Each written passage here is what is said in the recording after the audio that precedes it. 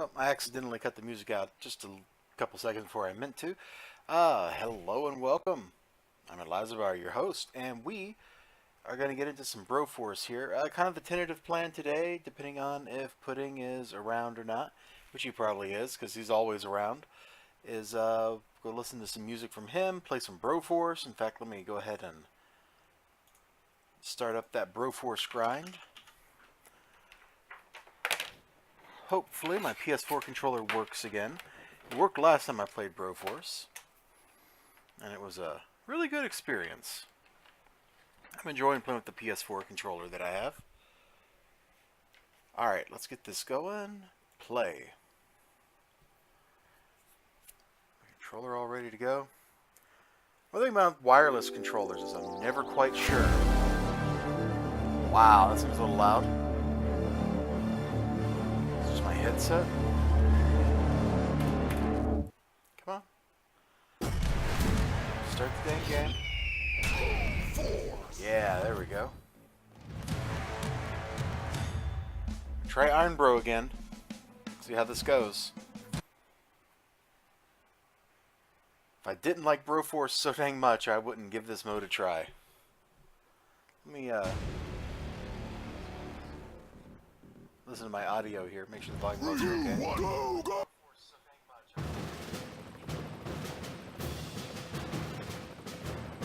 Sounds alright. If you think the audio sounds bad, let me know and I'll fix it. But otherwise, I'm just gonna get in here, get that Broforce grind going. I always did like how you could run the birds down if you were clever. Boom!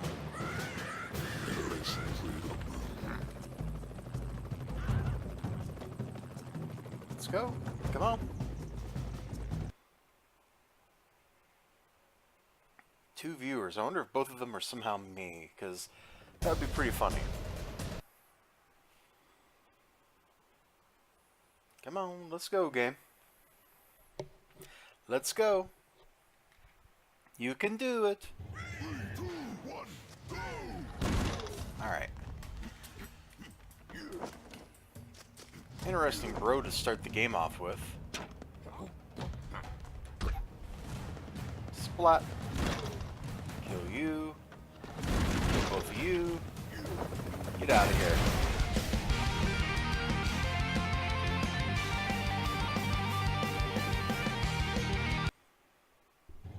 Crazy guitar, man.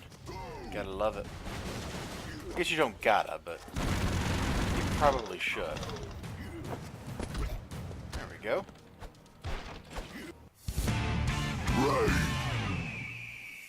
Ah, Braid. He's a great bro.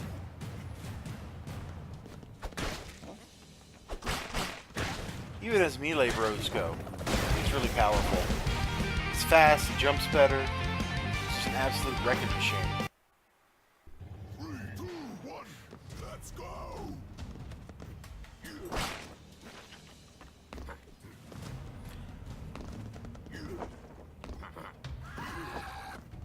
Bye-bye. One of the things I do love about Arm Bro mode is it really incentivizes stupid stuff like that, which you probably wouldn't do in a normal Broforce game. But here, where every life matters... Universal Soldier! Thanks. Where every life matters, it's like, yes! I do in fact want to just drop that barrel on somebody's head and blow them up.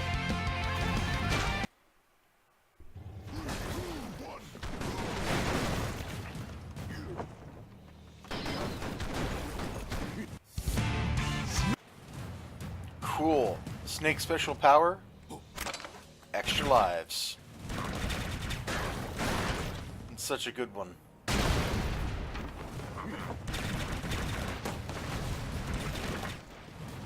It's different from the extra lives that, say the Boondock Bros get. Cool, bruisers. Oh, yeah.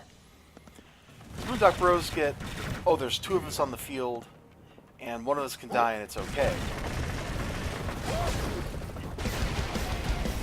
You know what? We're gonna just go ahead and restart, because that was stupid. Return to menu. Because for one thing, Snake had his thing out. Like, his extra life was ready to be deployed, and the game was all like, no, you can't have an extra life. To which I went, oh.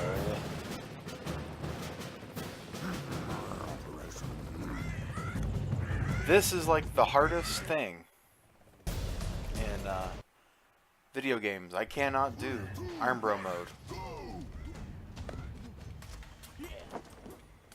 She's a really interesting choice just for anything in this game. She's so dang different. For one thing, she can do that, and it's incredible.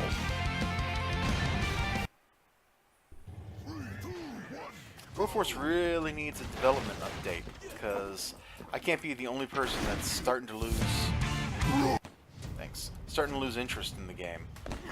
The community, which produces all those great levels that I like to play on my YouTube channel. How do I put it? The amount of cool stages that they're making these days, or stages period. I'm not even going to discriminate with the word cool being involved. But just the raw amount of stages being made has dropped off a lot lately. It's dropped off enough that I'm wondering if I'm even gonna be able to keep making videos based on player levels. I mean, there's so many of them out there. But new ones, not so much. Not so much.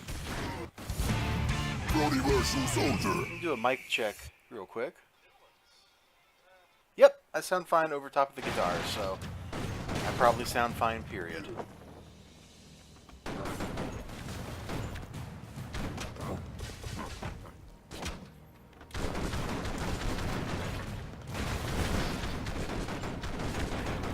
Come on, shoot that guy down there. Come on, right here. Come on. Yeah! He's got a weird power. And it's hard to use effectively, I find. Yeah, we know there's bruisers. Thanks.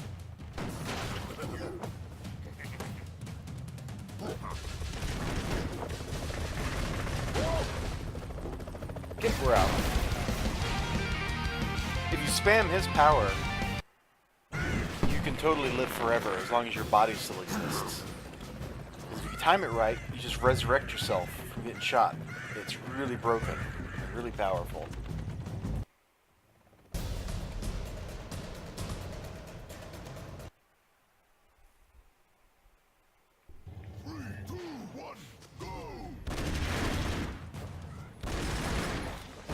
And I also saw, kind of talk about community stuff.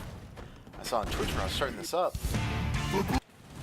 0 people viewing Broforce, so whether that means nobody's playing it or there's just no interest, I'm not sure. But that's not a good sign. I think maybe the game has run its course. Which is a shame. I really like this game.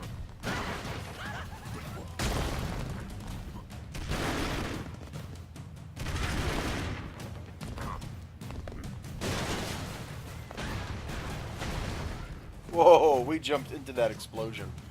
That's kind of awesome, I'm not gonna lie.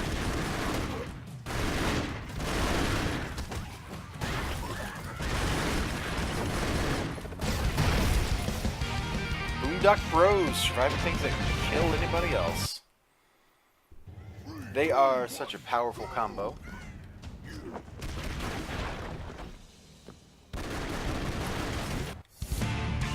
Broly, cool.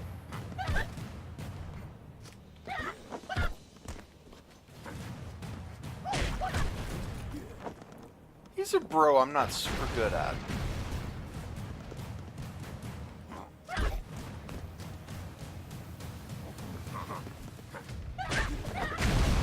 Whoa! Well, I guess I don't have to worry about being super good with it.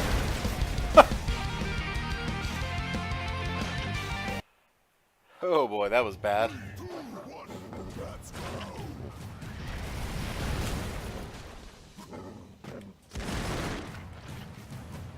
here.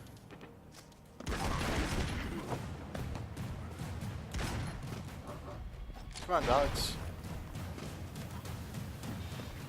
Well, that wasn't quite what I was hoping for, but I guess it worked.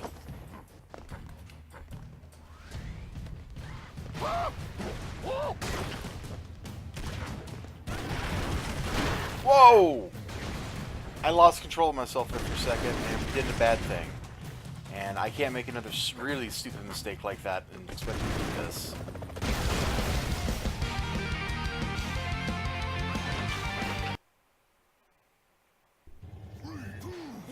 So I've noticed Twitch does this thing.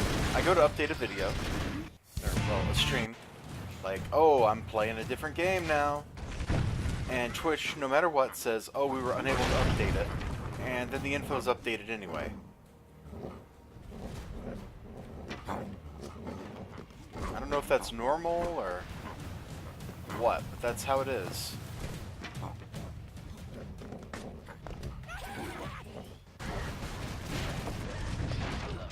What? He shouldn't even have been able to hit me where I was. Much less kill me. Ah, helicopter.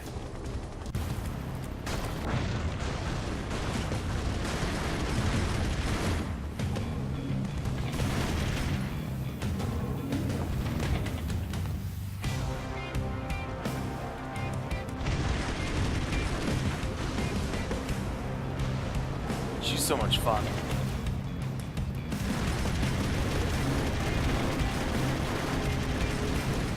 Done.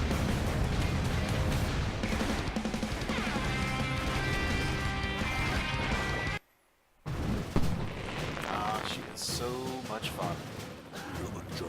Let's go here to Arstotzka. Good indie game reference. I really need to play that. People tell me Papers, Please is great. By people, I mean the internet, so maybe it's lying to me, because the internet is nothing but lies anyway.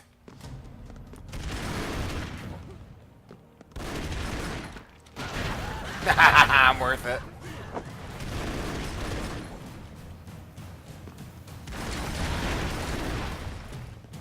Kaboom. Or maybe Kaboom Ski. Oh, I had another viewer there for a second, but now they're gone. That's a shame. Whoa, whoa, whoa! No! God, frickin' brick rack. I can't believe I screwed that up and lost her.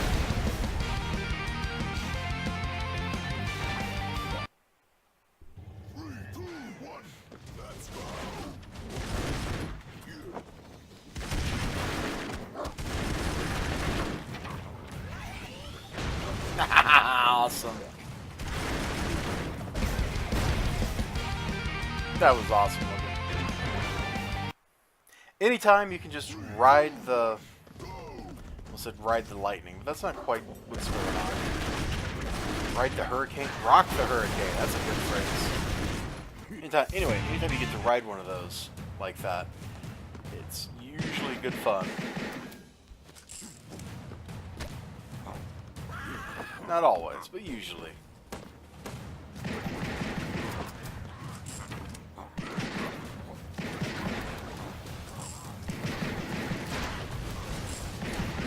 Come on, guys. Just all need to be dead.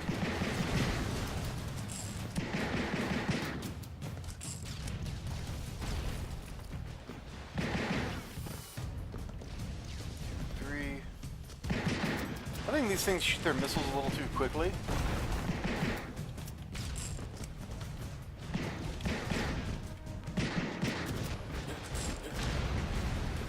Did we even kill it? Probably not. Oh, we did. Good. Took long enough. Up, up, and BAM! Right off the top.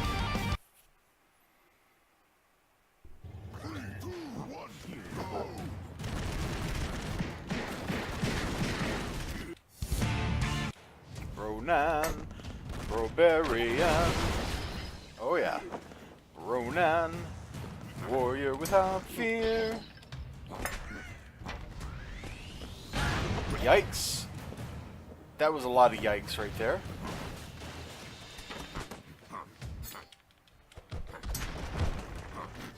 Okay.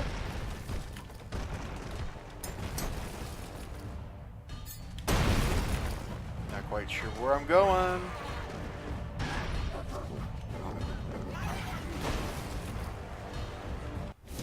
Come on.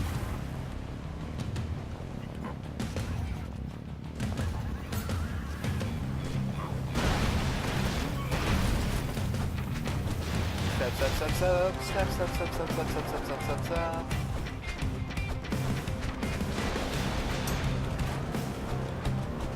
Yeah, I'm killing a tank with a sword.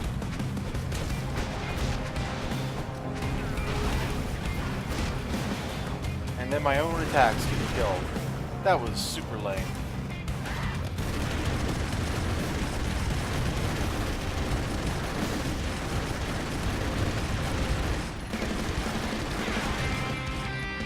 Done. Thank you. I'll be here all week.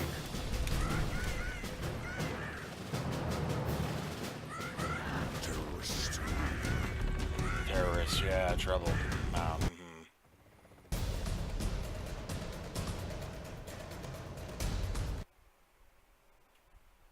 Discord must have crashed on my laptop. That's lame. What? Okay, it's literally the start of the stage. You've already killed me?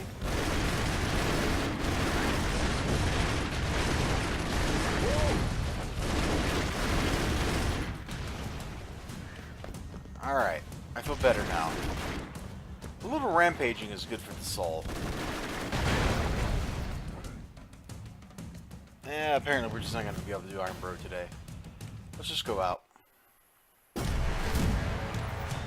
It's a good warm-up for the real deal. Playing whatever silly levels people have made. Revelation 0. Oh, that guy, he made these. Is that just his demo? Yep, so we don't really have a lot of new stages. That seems odd to me. Un momento. We're gonna actually record this for my channel, so hello and welcome all you people out there. Remember to like, comment, subscribe, all that, and we're gonna jump in here and start playing all the stages that are new since the last time we played. So let's do Crumble. Why not, right? 3, 2, 1, go!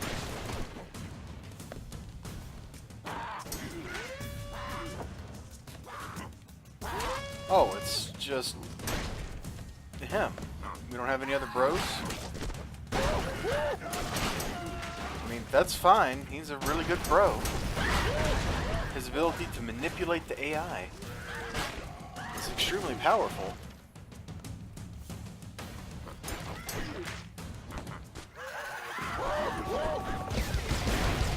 That was easy. That was it?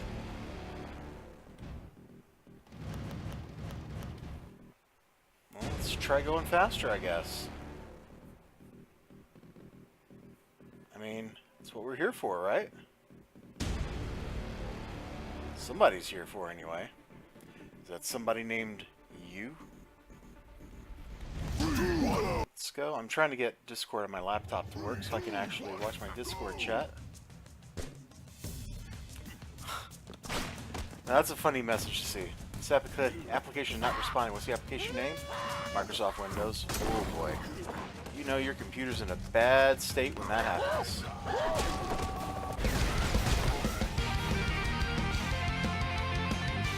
reboot.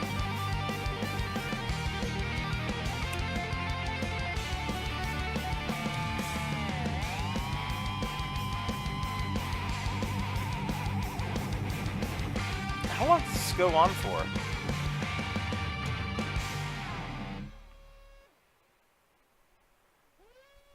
Alright, I guess that was it. I'm not sure if I have ever sat and listened to the whole riff before. I think we can do better than this. I think we can do a whole lot better than that. One more time. One more time. This time with feeling.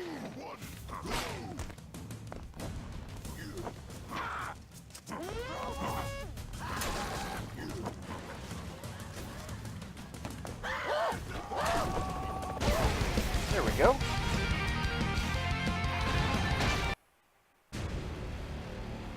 Oh wow, 10 seconds. Okay, one more try. Let's see if we can do better than 13 and a half. 3, 1, go. I guess if I shave off killing this guy at the beginning. See, I already lost maybe a quarter of a second.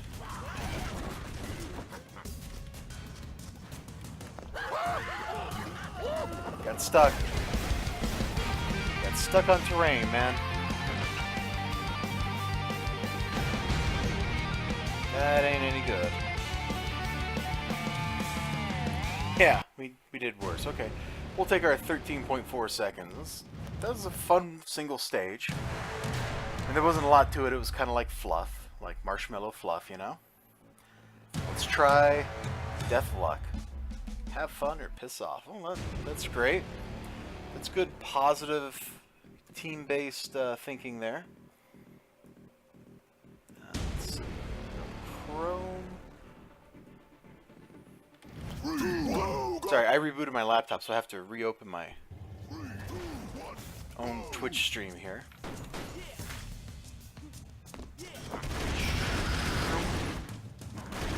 I don't want to mess with any of that. Let's just keep going.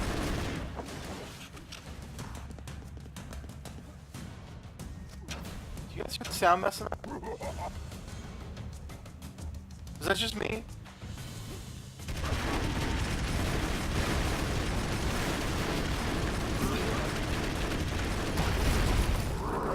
People actually enjoy fighting him? Because this is usually what happens. He just jumps to his death.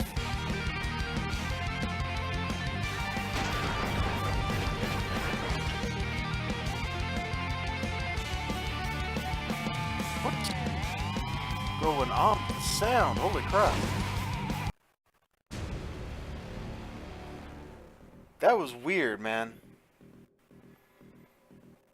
That was super weird. Maybe I need to start and stop my stream. Because that's not normal behavior. We'll go ahead and do that. The menu. The game. Do that. Let me just close the game and reopen it real quick.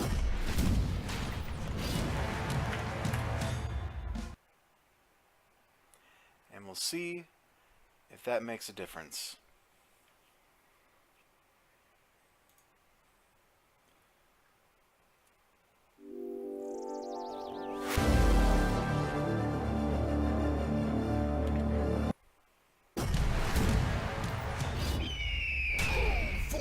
Okay, we're back.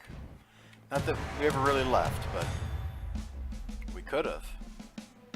We could have left. There we go. Alright, so we did that. Deathluck was kind of like frou-frou. Let's play Cross the Gap. It's experimental, which doesn't mean anything. Let's go. Come on, come on, come on! Oh, loading screens, man, I hate them. Oh.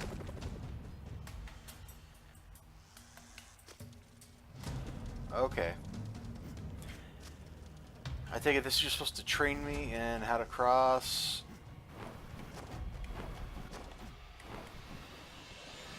Oh boy.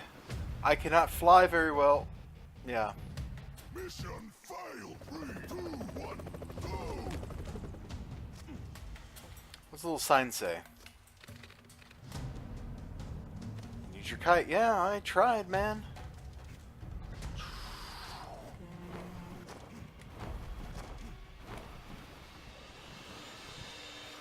Oh! That's cruel. Mission failed. 3, 2, 1, go, go. That's so freaking cruel.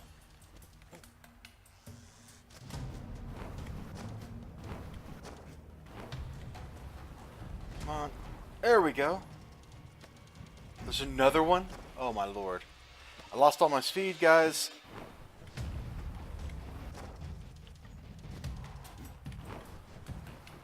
Oh, why are you making me do this? Bro!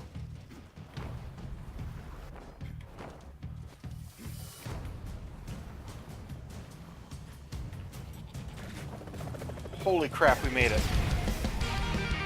I'm surprised we did that well.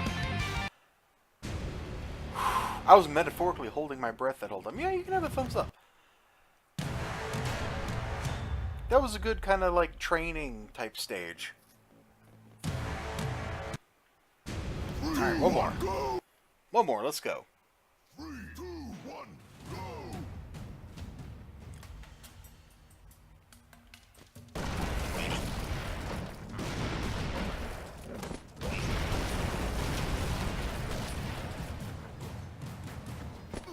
Oh, come on.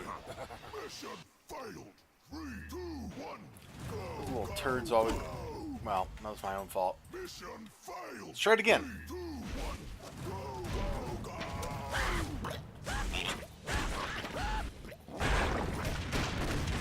Kill the truck. You are the weakest link. Goodbye. People are jerks. Oh, he's already dead. We're out.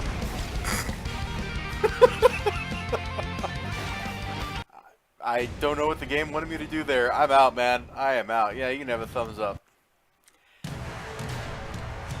I think we missed all the really interesting stuff because it looked like there was a bunch of stuff underground, and we totally just went over the top. 3,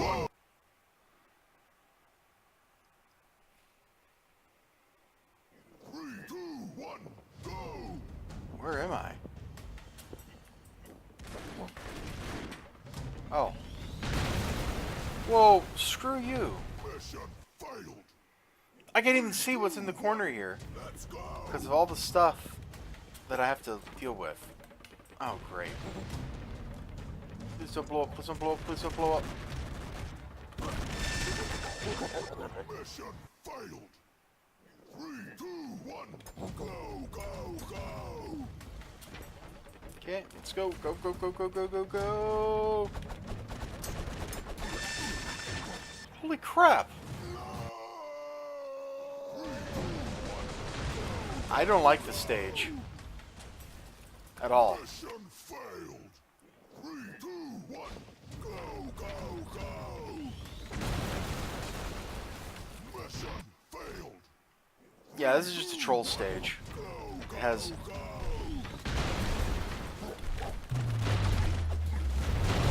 no actual redeeming values. It also seems to depend very strongly on which bro you start with.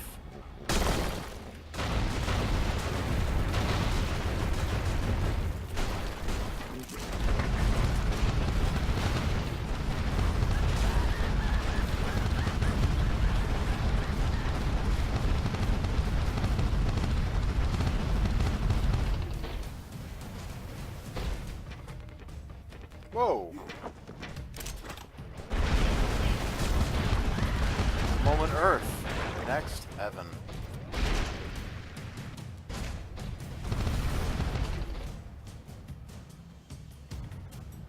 What happened? Okay, I don't know what happened. I'm out. We're done with that. So we got a couple of stages that I did like. One stage that I didn't like at all. Give that a thumbs down. Control stage, man. That's one long buffer time. How long is it buffering, Pudding? It shouldn't be buffering for long at all. The stream looks healthy from my end.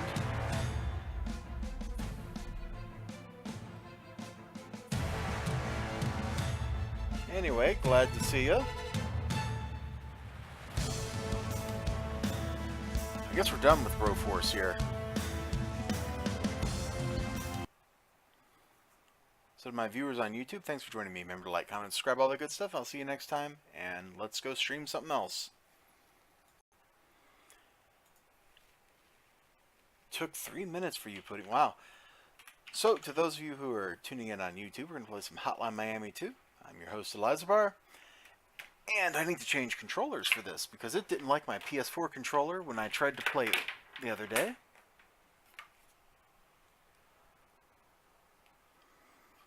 Actually, this probably won't make it up on YouTube as a separate video because I think I'm going to play the campaign, not player levels. If I can ever get my controller plugged in. 3 minutes is a crazy amount of buffering time though, dude.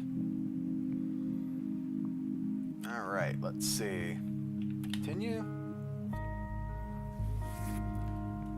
Where did we leave off?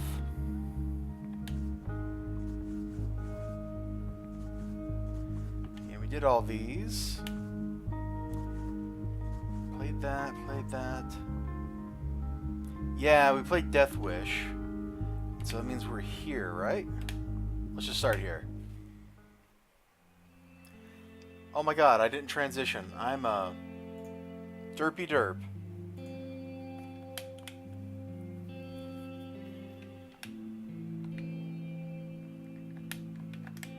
Come on, game. Let's go.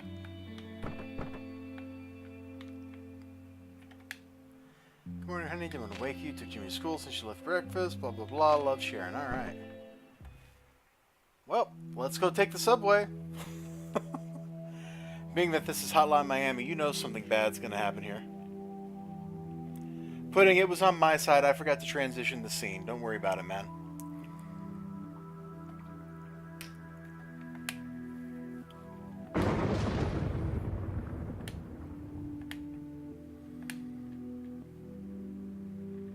You should stop trying to be a writer. Oh, man. He's having a bad day.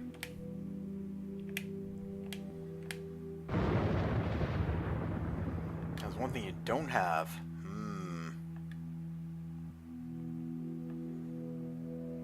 Wow. Way to be belligerent. I mean, you'd like walk up to people, hey, I want some money. And then you get all mad at them when they try to give you money? Come on, dude.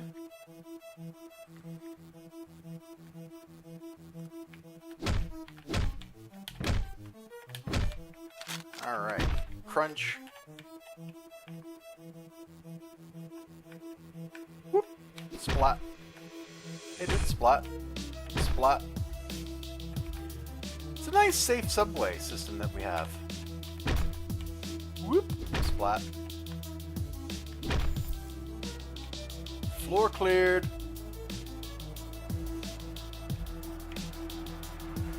Ah, yes. You're correct. He doesn't dabble in fake journalism. As I get shot.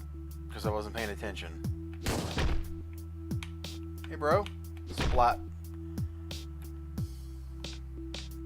Yeah, he certainly doesn't work for CNN. Oh, snap.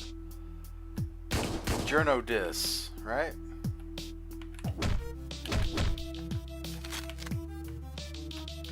Boom.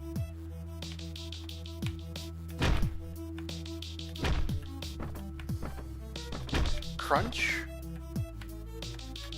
Yoink. Splat. Splat.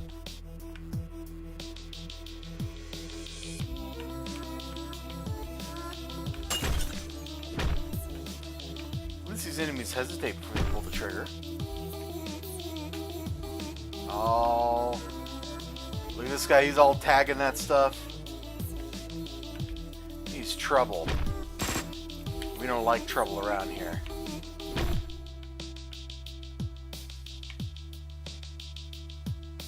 Hey, bro.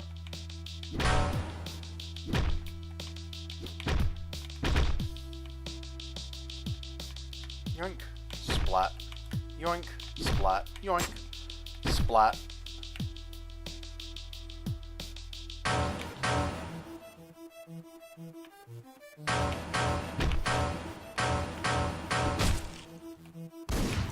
Dag nabbit. You could have dissed our Swedish newspaper, Aftonbladet. I know I mispronounced that. Well, I don't know much about Swedish media, man.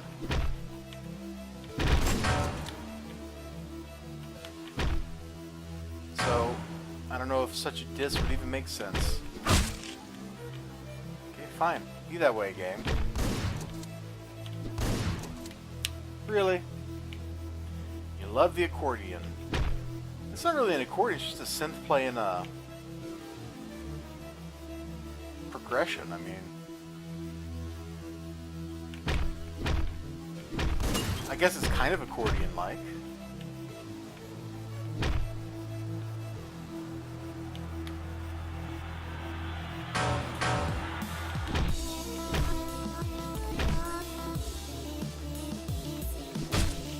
Splat. Hey, bro. Splat. Done. Piece of cake. It's PC, so feel free to hate. Okay, well then, I guess I'm officially on the hate train for your newspaper. I don't know. It's probably a dangerous statement to make. I'm probably going to get, like, community strikes against me now for not being cool with it. Realize I'm what they used to be. You're the writer called earlier. Yes, ma'am. Can I met your son? You're the sweetest child. I don't know how he got mixed up in that mess. This was a shock to you. I noticed that he was behaving differently. He was always a bit of a loner, you see. Suddenly he was going out to meet old friends. I never knew he had any. I didn't think much of it. A man that age shouldn't be alone all the time. I always felt I was holding him back. He was taking care of me, you see. Tell about what happened. He was in prison. He wouldn't tell me a thing. Said it was better if I didn't know. And him after his escape. He's been in contact with you. Alright, well, I can't really think about that now, can I? Well, that way he can decide for himself if he'd like to talk to you or not. Sounds like more than fair, thank you. Upstairs on the left. We're gonna look at everything though. Oh yes, this looks like a bathroom. Okay. She takes baths, good to know. Let's see, there's stairs. Looks like an office. Excellent.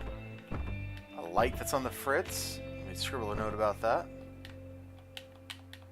And I can't get in there. Are we done? Was that it? That was it. You mispronounced it, so you're safe. Ah, good. Good. Yeah, as a filthy American, pronouncing foreign words, it's not always the easiest. You never know what letter's going to be silent.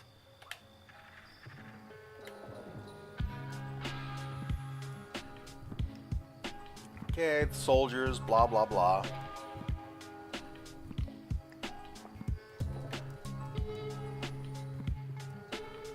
Oh, we're gonna have to hug here.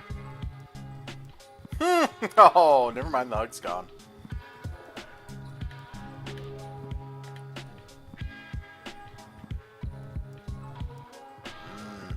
As a bar owner, you probably need to carry a gun, though, dude. Oh, I should update what the stream is actually streaming, shouldn't I?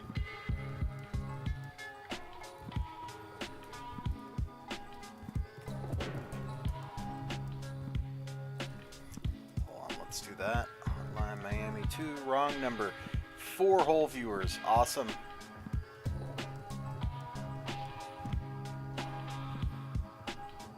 Let me hit refresh, make sure that took. It didn't. Take one more time. Come on, bro.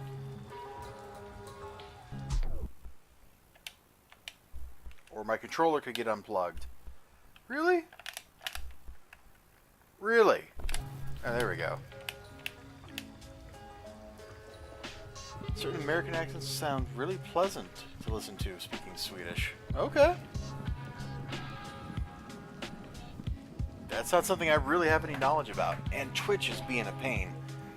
So I apologize for just a second, but I need to convince Twitch to do the right thing here, because it doesn't want to.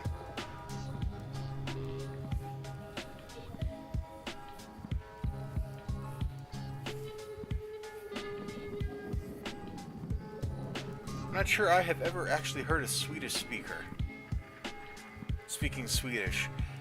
Some of my colleagues, I've had Danish colleagues and Norwegian colleagues, but never a Swedish one, I don't think.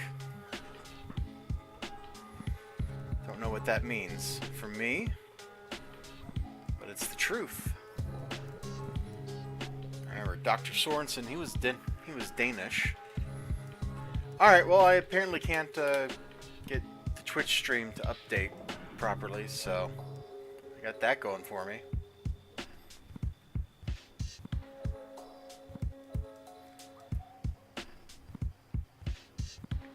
I know this will be so thrilling. Alright, let's go. Let's get our next mission. Blah, blah, blah, blah. You know, look happy about it. Can't see I'm celebrating. Why would I want to be a Lieutenant General? I don't know, you're a sociopath. You tell me why you wouldn't want to be a Lieutenant General, dude. That is true. Well, I hope you're not going to speak Swedish at me, because I won't know what the heck you're saying. But, like, if you want to speak English with a Swedish accent, you can totally do that. Yeah, I don't get it. Alright. Blah, blah, blah. Let's just skip this. We know what's going on. We're going to go kill Russians. Or not. Was I not supposed to go that way? Where am I supposed to go? Oh, we pick our gun, right? Is this the one I want? Yeah, heavy machine gun. Oh, maybe I should have picked the flamethrower. Flamethrower was a lot of fun. It's not a weapon I pick very often.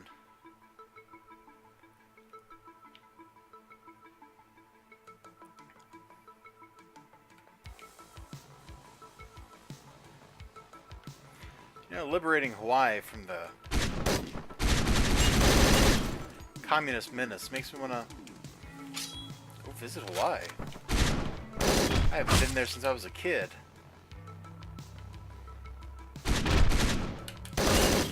Well, I guess it depends on how you define kid.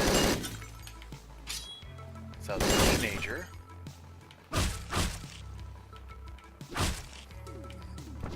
Weird place to live.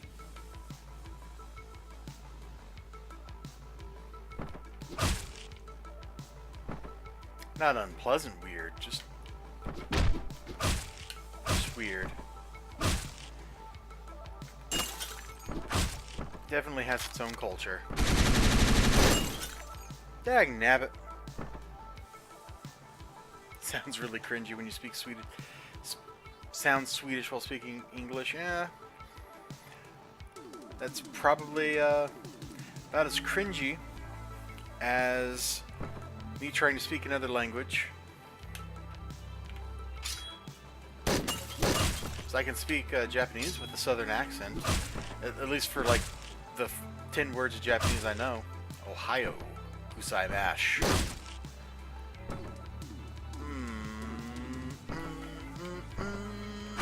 Stab. Stab. Stabbing stabs. You know what? Let's go back and pick a different weapon. Me and the heavy machine gun are not getting along here. Continue. So that was map 14. Stronghold, here we go. I guess I should have skipped the intro.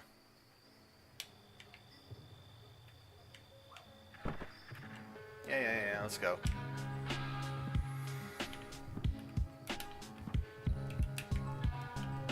Hello? There we go. Stab their toes. Yeah. I'll chew on their ankles until they die. Rawr, rawr, rawr, rawr, rawr.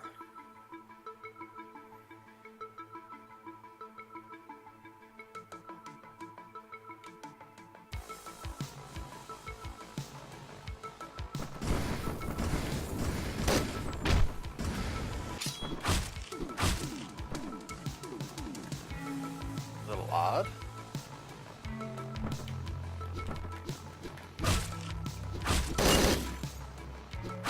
Saw you, buddy. Can't hide from me. No, you want to, but you can't.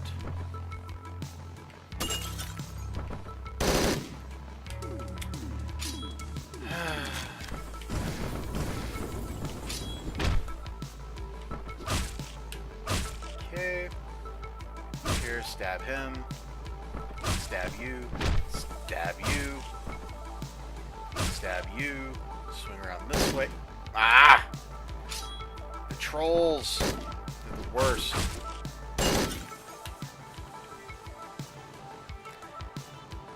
Phantom could definitely give their ankles a good nibbling. Oh, that was bullcrap game. You know it.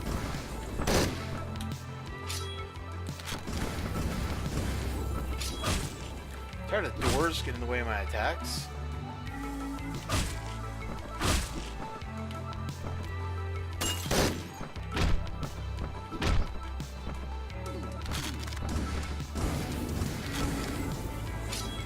Great, they're all dead now. Hey, we got the big guy. Cool.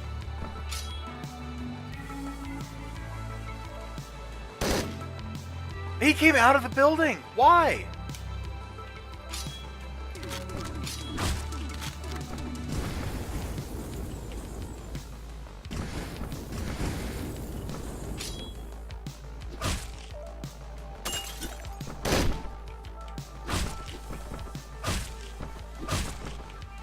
Alright, that's a lot of stabbing we just did.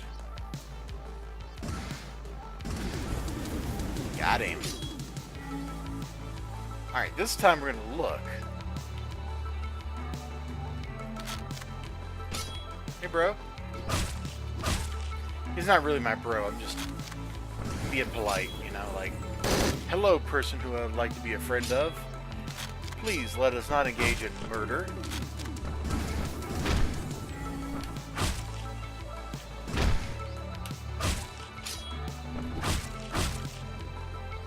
And then I proceed to murder him because, well, it turns out that he wasn't actually my friend. Who could have guessed? Probably me if I'd been thinking more clearly. Nice. Okay, there's that dude with the knife. Where? He was outside?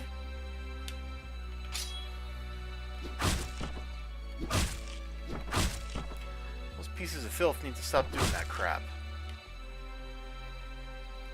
What they need to do is start being dead.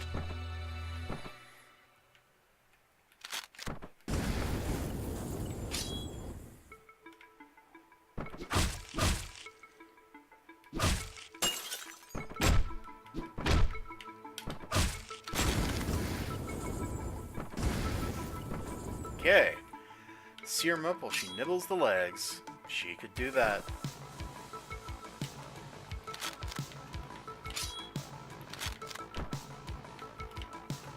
Am I pressing the wrong buttons? I pressed literally every wrong button. Oh my gosh.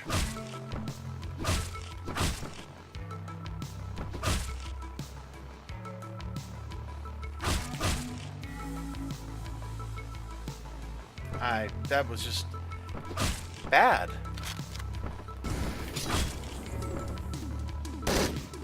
Where did he come from? Fine. Go that way, game.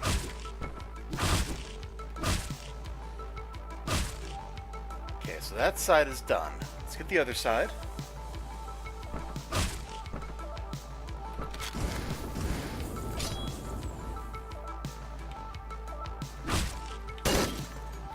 Oh, screw you, you sock puppet.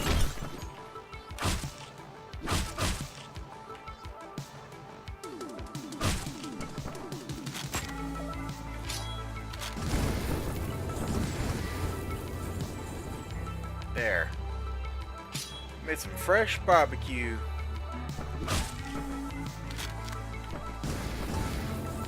I have always depended on the flamethrowers of strangers.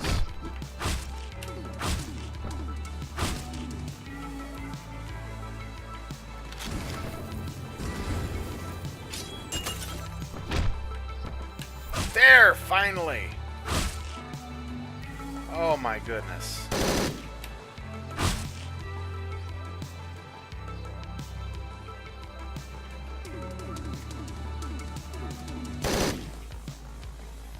Okay, where did he come from?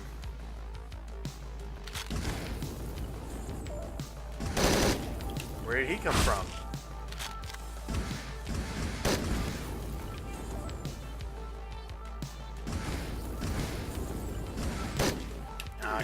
a knife there.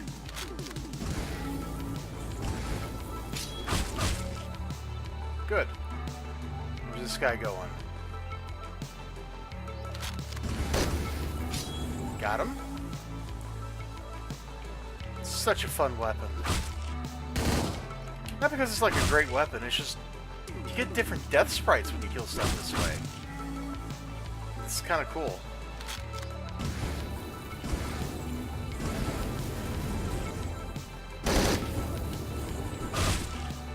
Every time I turn around, there's a new enemy coming on the screen. They're both? Yeah!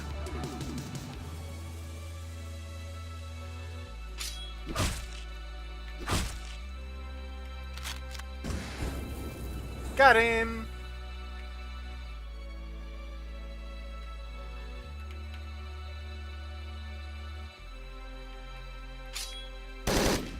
Oh! And you stand at the side spot until... Yeah? Works for me, Puddin'. Works for me. Call that teamwork.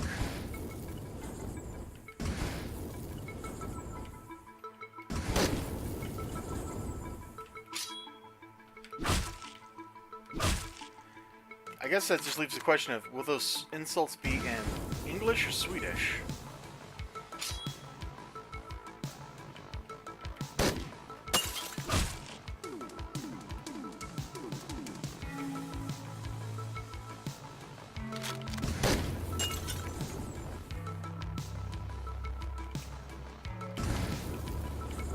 Alright, let's get this dude that's over here. Boom! Nice. Area clear. Go back the way you came. Oh, go up the stairs. Why didn't you just say, go up the stairs?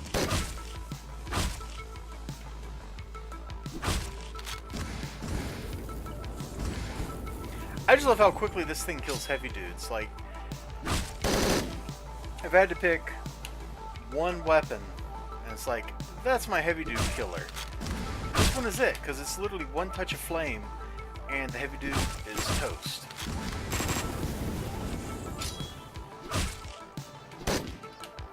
Why did he aggro? He was way out there.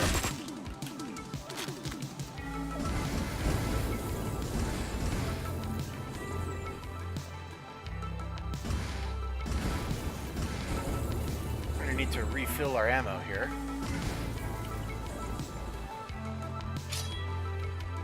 It's a flamethrower, so we're not reloading, we're refilling it. What? You pugnacious little freaking frack.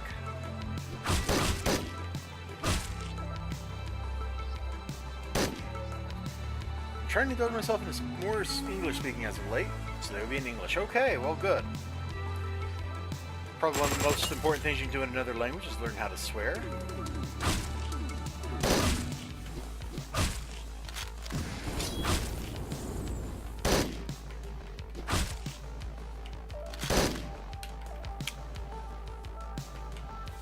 Stab, stab, stab.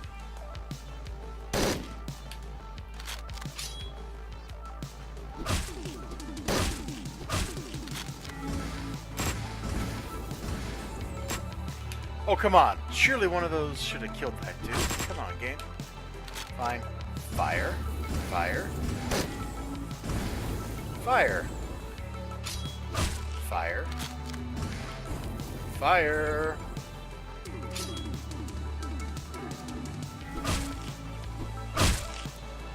I just messed the timing on that swing up completely.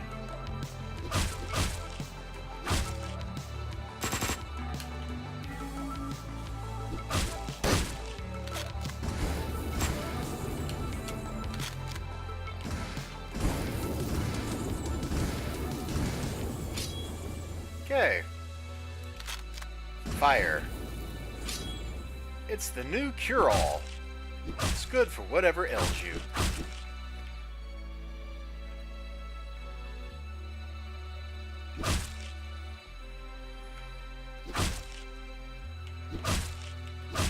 Alright, we got all of them. I don't see any more heavy dudes on the map. Ooh. I was about to say I don't see any more guys with machine guns either. And then the guy with the machine gun appeared. Where is this? Slice! Oh yeah. Dan here, I'm done cleaning out the suites upstairs. Have any new guests arrived? This is Mike, I'm outside greeting the VIPs.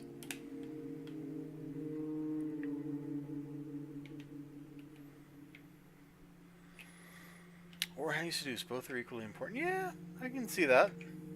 I can see that. Let's just go this way. Oh yeah. Exciting work, soldier. Thank you, sir.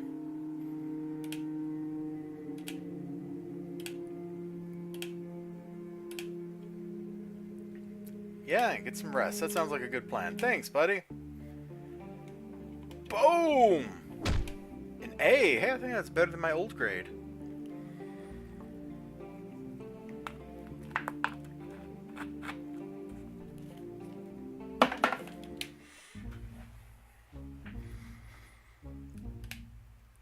Going home, Colonel, blah, blah, blah. He is killing you. Yeah, Hawaii is a pretty hot place to live. Settle down for some water and get some sleep. Wow.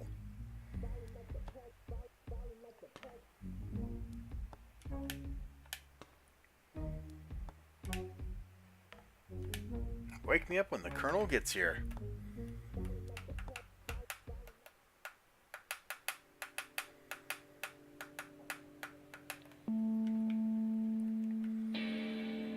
Yeehaw.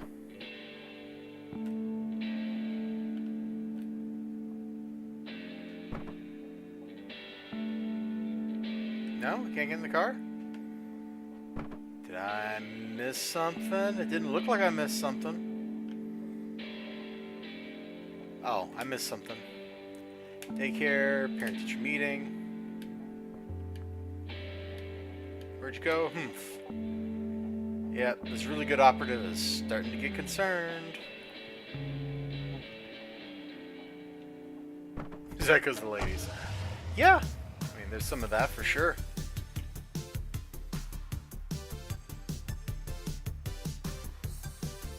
Where am I going?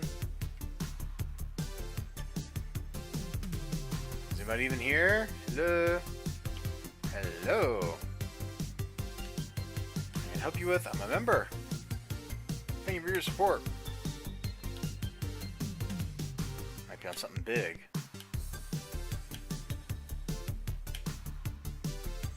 Strange phone calls. Tell me to do stuff. They sound like they're somehow to misplaced calls, but they're not. And if you don't do what they say, well, they say you don't want to disobey them. They mean business. Well, we set up a similar operation except go after the Russians. Free America of our oppressors, you know? All these members and all the resources. And their experience would wipe them out. Yeah!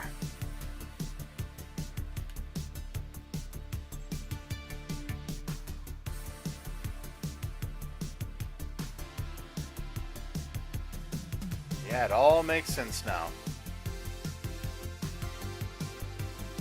Take care, sir. We're closed, okay? Blah blah blah blah blah blah blah blah blah blah blah blah blah blah blah blah blah. This guy's such an idiot.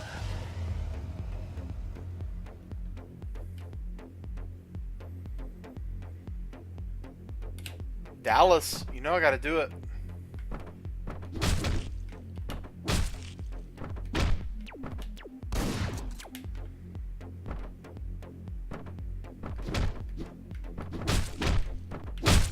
Ow. Bad timing. Bad timing. Almost had that. Boosh, boosh, boosh. Stomp. Okay, guys with guns.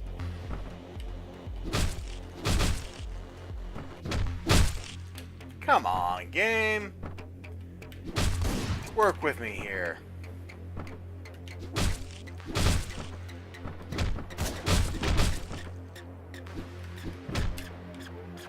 Stomp.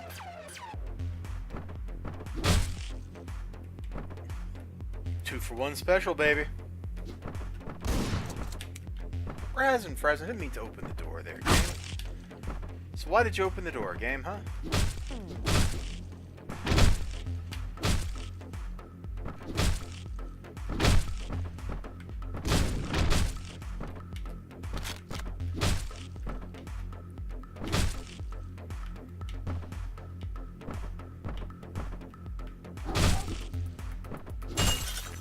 Nice. Oh, let's punch out the glass. Boom. Yeah! Splat. Floor cleared.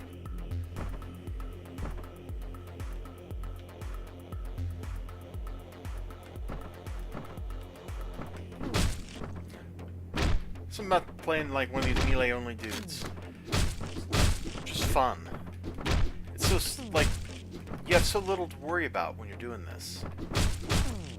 You don't have to worry about changing weapons. You don't have to worry about picking up a weapon. You don't have to worry about enemies surviving getting punched in the face. Just go do what you're doing.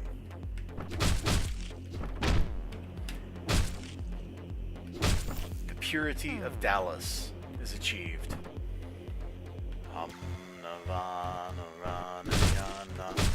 However that chant goes. Or is that a mantra? I don't remember the right language.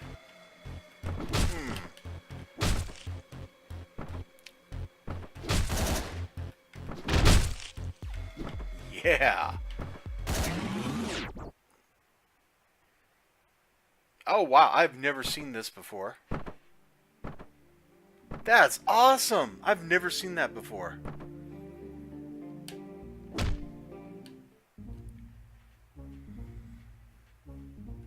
I don't think. Maybe I have. But I don't remember seeing it.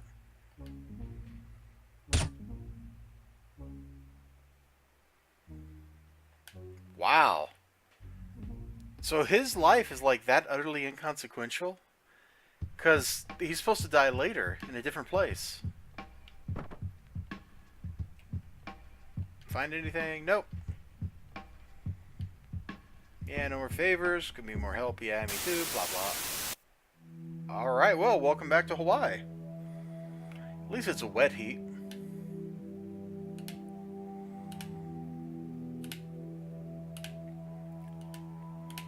Oh, the power plant stage, yeah. You see my face? Nope. It's my true nature. Animals. Nah. Blah, blah, blah, blah, blah. I've already seen all these cutscenes.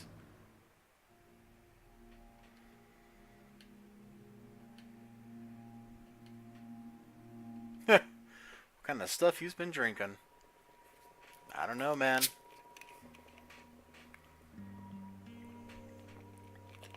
Ah, nice refreshing beverage. That's like a beverage, but not. Let's just go.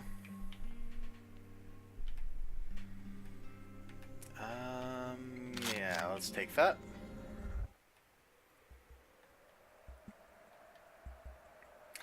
I saw that shotgun on the table way back in World War I. The Germans, you know, the guys that invented, like, the mustard gas that was killing everybody and all that. They tried to get shotguns declared weapons of mass destruction and against the laws of war and stuff.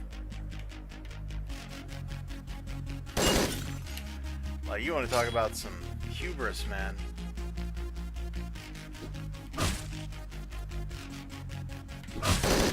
Shotguns. Freaking shotguns.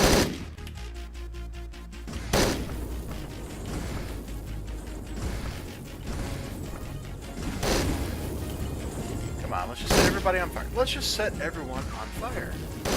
Why is that so difficult to understand? There, there.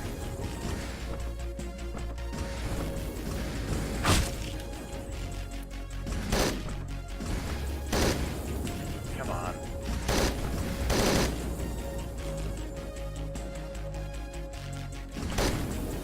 Dag nabbit.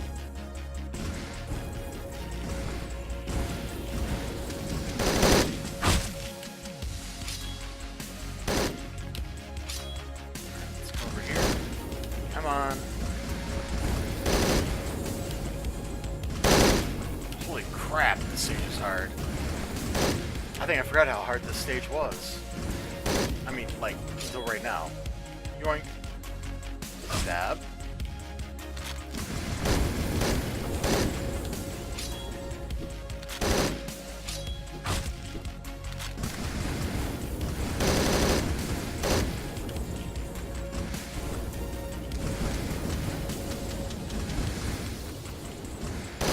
Oh! Somehow I shot next to him instead of him. Having to raise shotguns. Oh, that's not why the Germans didn't like shotguns. The Germans didn't like them because an American with a shotgun, or they called them trench guns at that point in the war, could hop down in the trenches and over the course of the 8 shells in the chamber, kill all the Germans in the trenches.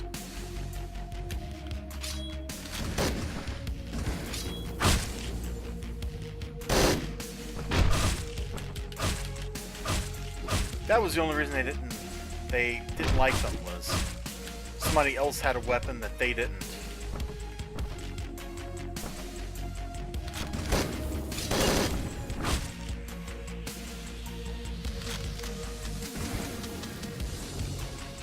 Okay. Finally we're making some progress here.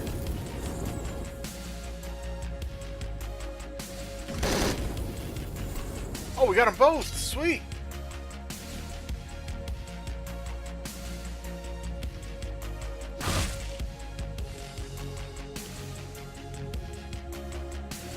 Come on, dudes. No? I was locked on to target. I shouldn't have been.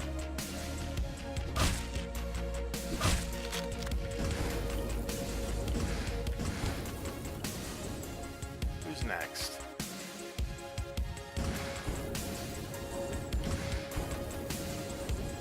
Next.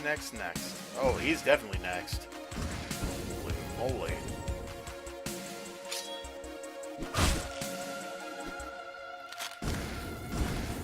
Heavy dude strong. Heavy dude scurry.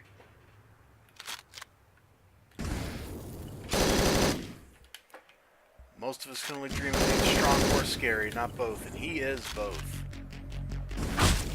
Wrong weapon. Still wrong weapon, but it worked out that time.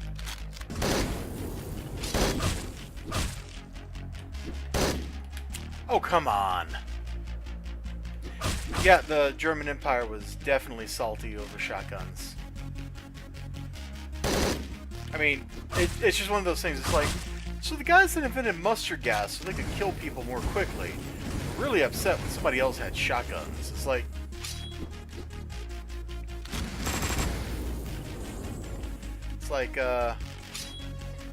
maybe they should have invented mustard gas and trench. Well, they didn't invent trench warfare. Americans invented that in the Civil War, like the Siege of Vicksburg. It was basically World War I, except with single-shot muzzle-loading rifles. Oh, come on, man! I was talking. Why did you show up and murder me?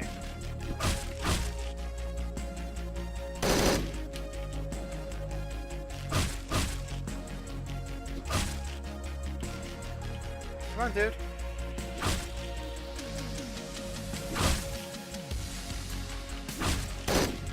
What?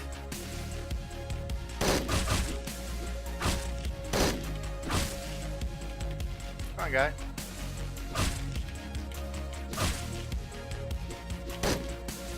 I got stuck on something. That doesn't even make sense.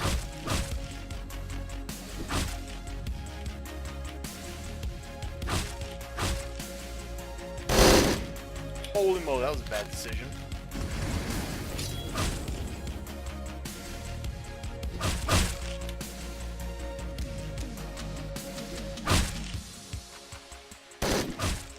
In this particular case, yes, it was definitely get good.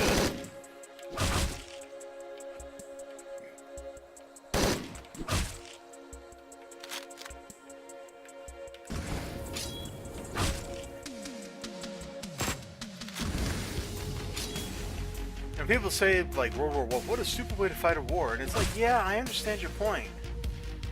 But, if you can dig a trench, and the other guy can't, you've essentially won the war. So everybody had to dig trenches. Now the mass charges across the field, that was pretty stupid. But they also didn't know how to deal with that kind of warfare yet. Nobody had the equipment to defeat the defense. So then it all just became, you have to brute force it. Because the ultimate solution to trench warfare wasn't tactics, it was pure strategy and machinery, like build tanks. Done. I hate the fat dudes with Uzis.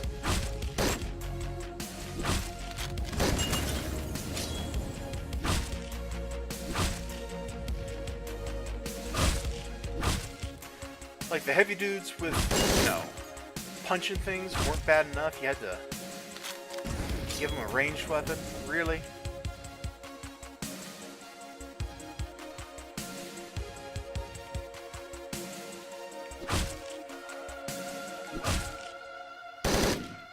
Son of a monkey.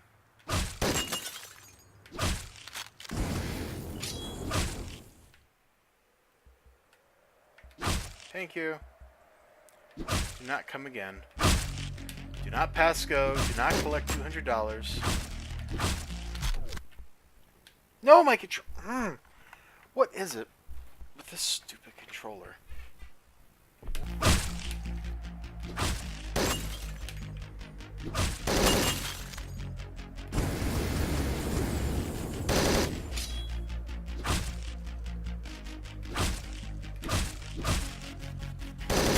Come on, dude, get over here so I can stab you.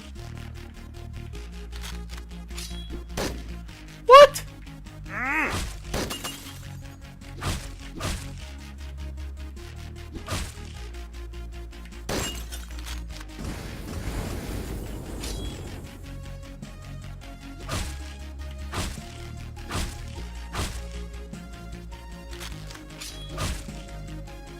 I don't know why I keep switching my weapon there for no reason. That's why I died that first time. Who's left? You're left? Alright, buddy, come on. Come at me. Bro. He's not really my bro, though. That was a sarcastic bro. Sarcastic bro. Brocastic.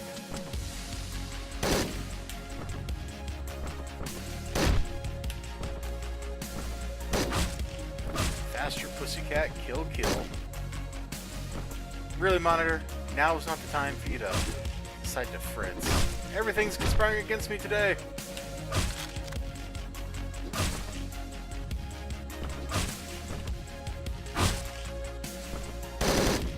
I got stuck on the wall.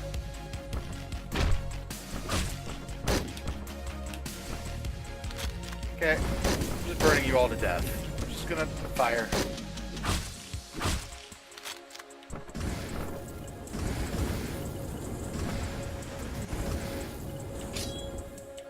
Okay, life is much better now. He was guarding the bathrooms. Good job. Those bathrooms definitely needed to be guarded. The Amerikanski have come to steal your toilet paper.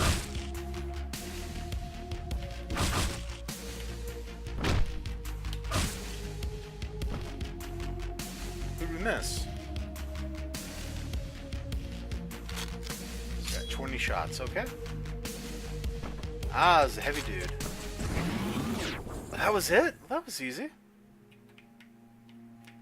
Can't go that way. Do I go this way?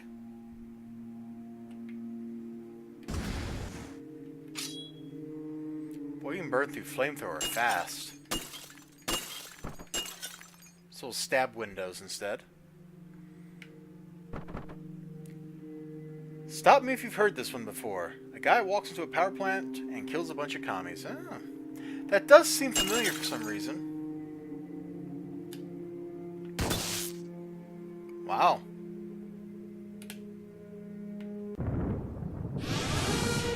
Uh-oh.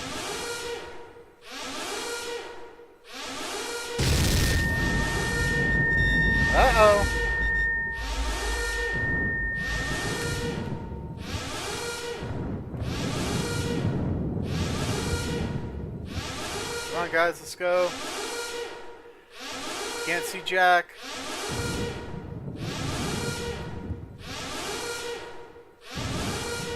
Wrong way. Wrong way. We're gonna die.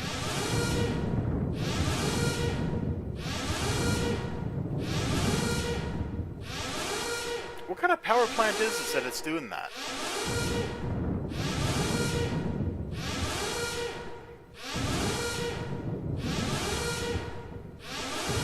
Was this the punchline to your joke, Pudding? That there'd be a big siren? A warning klaxon, as they say? It's working down on me. I need... Can you repeat that over? My name is...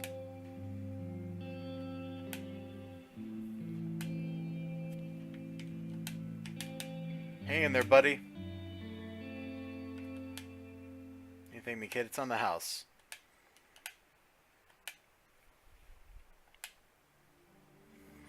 And thus, Beard saved Jacket's life. Setting in motion. Yep, exactly. And then the head of the facility shoots himself inside. Self-destructs the facility.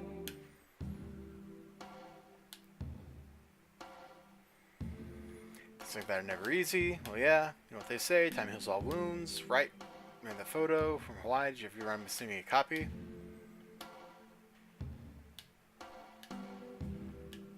Talk to you later. Bye. And then, kaboom! It's a nuke!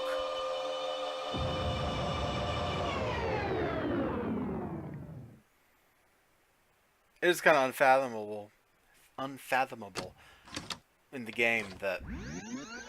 the game universe, that after the Russians nuked San Francisco, there wasn't an immediate retaliatory strike, which escalated until the whole world died. Act 5. Well, let's save Act 5 for next time I stream. Pudding, you want to listen to your album now? Yes, no, maybe? Seems like a good time to do it.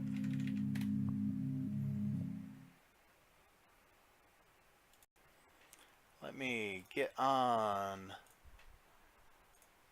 my voice chat here on Discord, and I don't know what to show for visuals for this because all I have is your stuff on YouTube.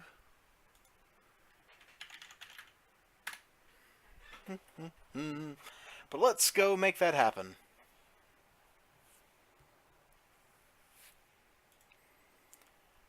Let's see.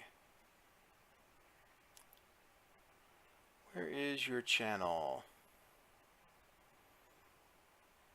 No, that's not your channel.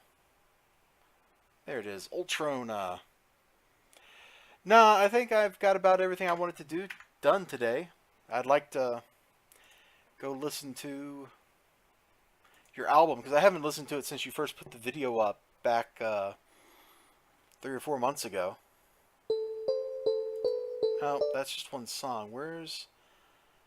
I clicked on the wrong one. Let's see. Grand Concert. There it is.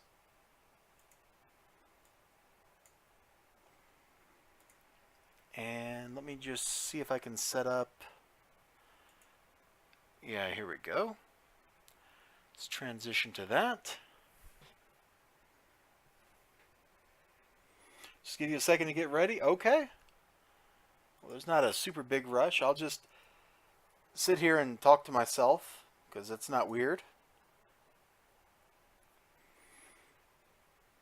No, sir, not weird at all.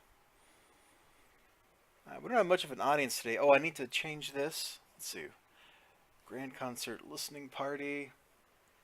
So if you're the 4th visitor who's watching us, we're about to change gears completely and listen to some music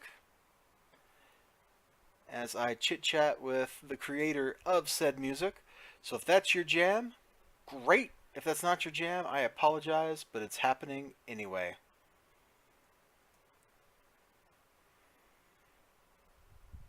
We just gotta wait on said creator to get ready.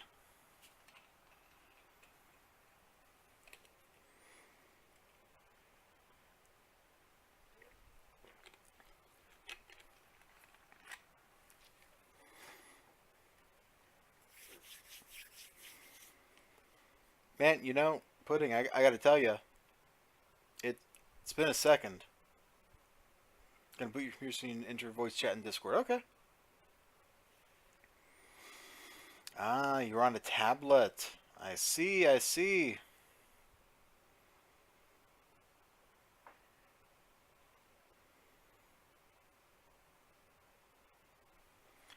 Do you have an artist name associated with this?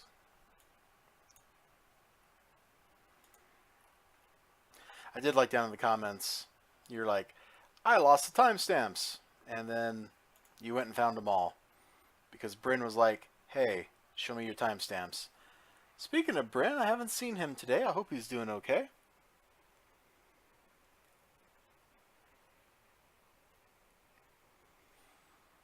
Come on, dude. Get on here. Get on the grind. Yeah, don't you dot at me.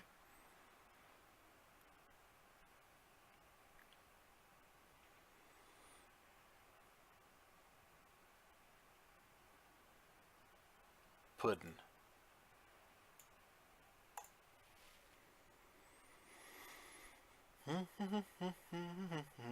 I assume this is what you wanted to listen to with me. Anyway, maybe it's not.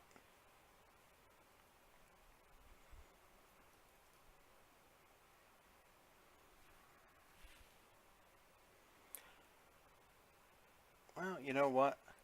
Maybe I'll have to finagle away to Discord and tablet. Oh, you're having technical difficulties? Okay, well, in that case, let me hit back and we'll just play something else off of here. Let's see.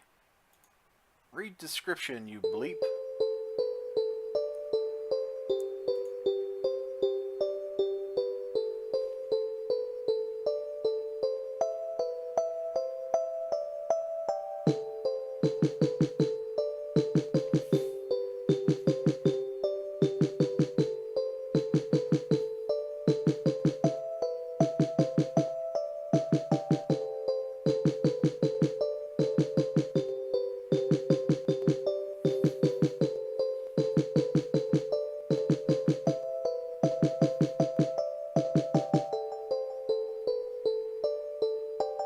Okay, hi.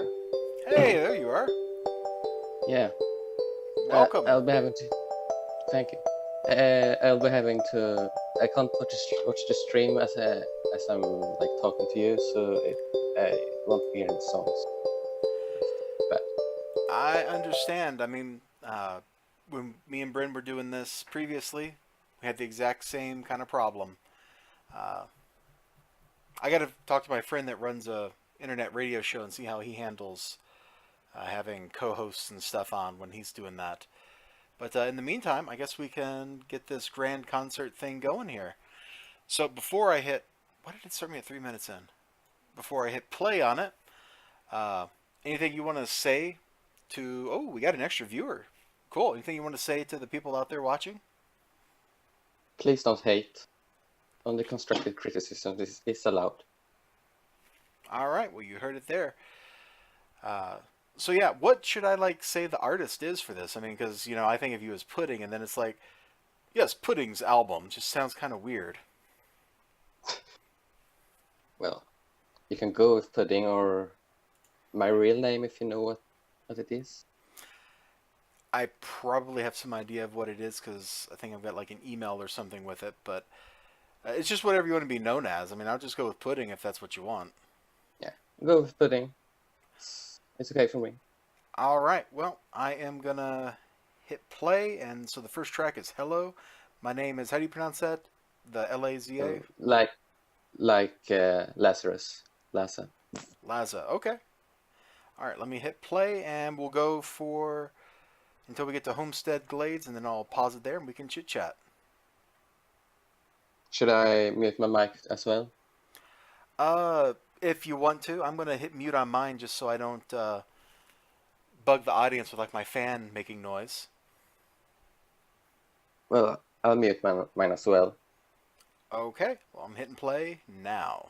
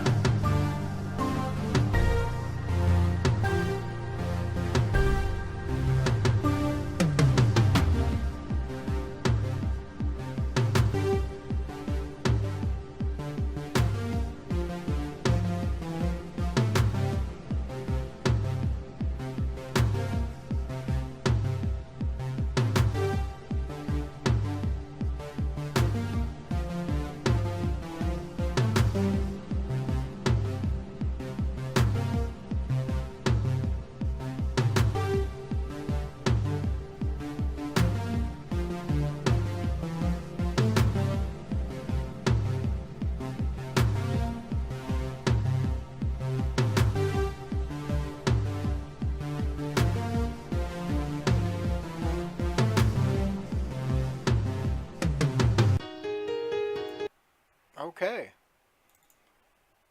Let's see, I'm unmuted.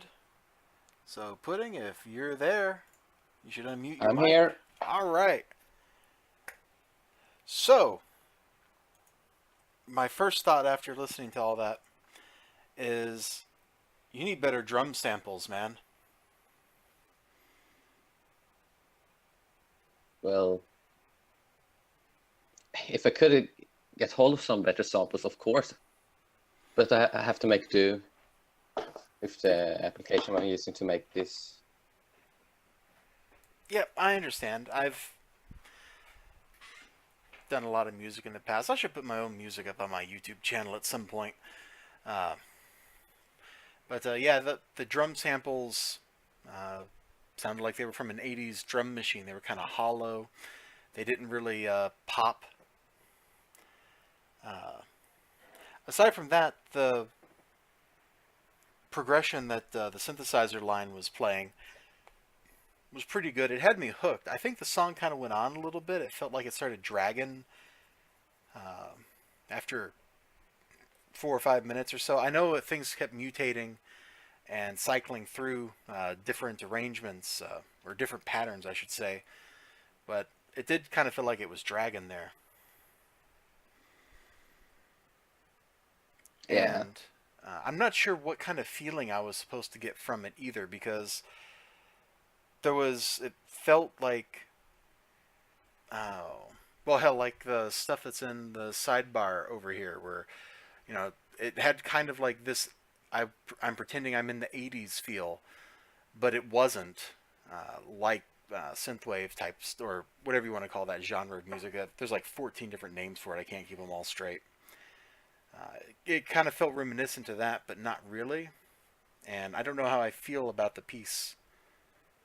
Well, I actually tried to compose this as it was were to be a, more old school way of making synthwave. You see, those artists in the beginning of the 80s like experimenting with different kinds of synths and drums, as well as real life instrument, hence the pan flute.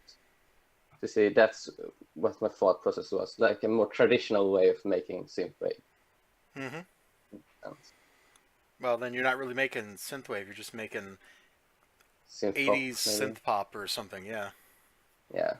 Which is a good genre. But, I mean, a lot of great bands came out of doing that. Like a lot of the bands in the new romantic movement, like Depeche Mode and stuff, that's kind of like what they started doing. If you go listen to very early Depeche Mode, it has a sound I know about them. similar to that, yeah.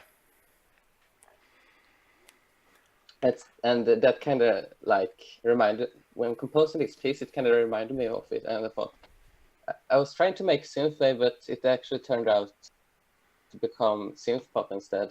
That's kind of, but I still like didn't mind because it sounded quite. It sounded nice, like it should be. That's the core of the song, really. Yeah, I think maybe if you took the same progressions and stuff and you made it up tempo, you actually would probably come out with something that would be pretty danceable. Yeah. Yeah, it's at a pretty slow tempo. I think it's 80 BPM, maybe. That feels about right, yeah. Do you have any other thoughts on that particular track, or should I get going on the next one? Yeah. You can move on. Okay. Then, let's see, what was the next one called? Homestead Glades. All right. Let's do it.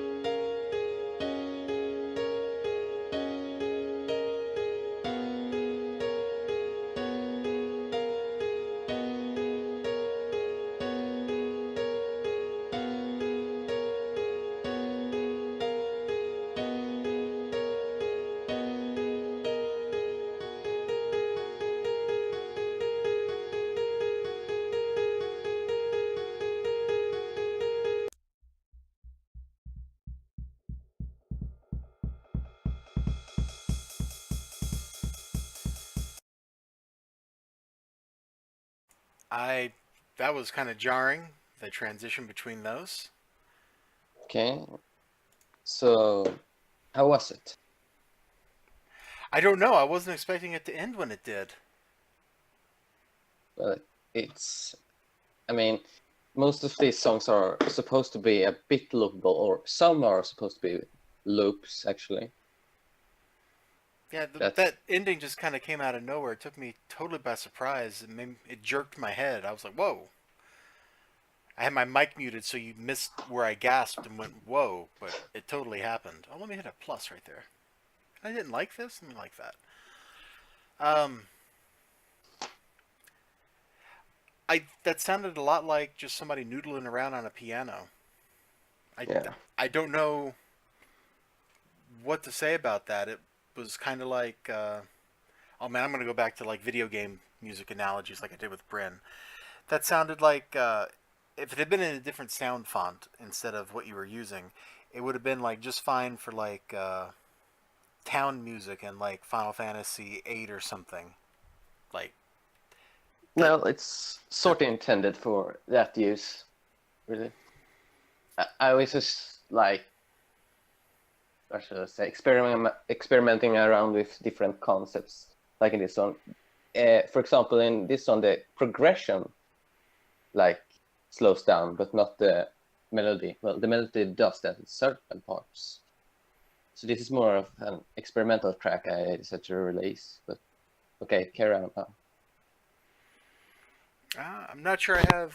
Whoops! Let me just ram my hand into my microphone.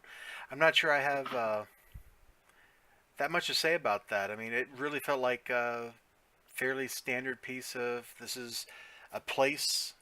It's kind of tranquil. Like there are people just going about their lives. It's Uh, really lame and such, you know. uh, yeah, it felt like town music. I, so if you say that's kind of what you're aiming for, you succeeded. Um, I think a real piano instead of the synthesized piano-like instrument you were playing with would have sounded better. But real pianos cost more money. That's true. Um, but you're in school, right? You, am I right about that? But You're still you like in just say something. university or college? Well, do you know what a gymnasium is? Very Do you? vaguely. I know it's an institute of education, but the definition kind of differs from place to place. Well, basically, it's like your high school. I think you have your majors now and subjects you like want to develop in. Before Mm-hmm. you had like everything like art or everything of the aesthetical value. Now you have now you could decide between if you wanted to pursue what, or you could decide what craft you wanted to pursue. Like I picked science, some picked arts, for example. It's like when the real part of school starts. Mm-hmm. So I don't know how your gymnasium is organized, but there should be real instruments somewhere. You could probably get time to borrow, or well, not borrow, but go hang out and record your piece on like an actual piano. Yeah, I thought about doing that. Maybe I'll do that sometime and ask like the other students there if they want to do that for a project or something. Yeah, Write some music with me. that sounds like a fun time. If you got somebody that can play the drums and they have a drum set there, that's also a great way to make your music pop. Like the first track we listened to, I talked about how the drum samples, they sounded like drum samples. You know, it's like you were playing with a TR-808 or something. Which turns out that's kind of what you were going for, was that 80s drum sound. But you know, live drums really do make things pop. I know that from experience with my band. Like when I would arrange something with drums on my sampler, yeah, it would sound okay. If Mm, we got our guy who actually played drums to play the drums, it would sound better. yeah, like today's like using samples just makes you lack that timbre because they are mostly compressed in one way or another or sliced. Mm-hmm. So you lose some aspects of that drum or that punch it has. You like need that real life swing and spatial awareness for it to really succeed Mm-hmm. in drums. And this is going to sound kind of funny because what you're doing is all like synthesized type music, but the little subtle imperfections of a human drummer playing drums, the time just being a little bit off, but still being really close to right, somehow sounds more natural. Like it Yeah, sounds better. Gives you a better feeling in your gut than yeah. perfect drums do. I thought about that, and it's probably because the brain likes to correct things, and that tiny correction makes it well. It's some way satisfactory for the brain to make. You see, Mm-hmm.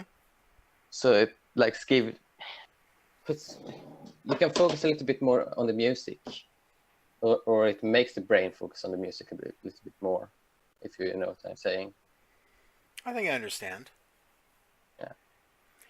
Cool. Well, let's go ahead and get to heroic standard here. Let me see how long this song's going to be. About 3 minutes, okay?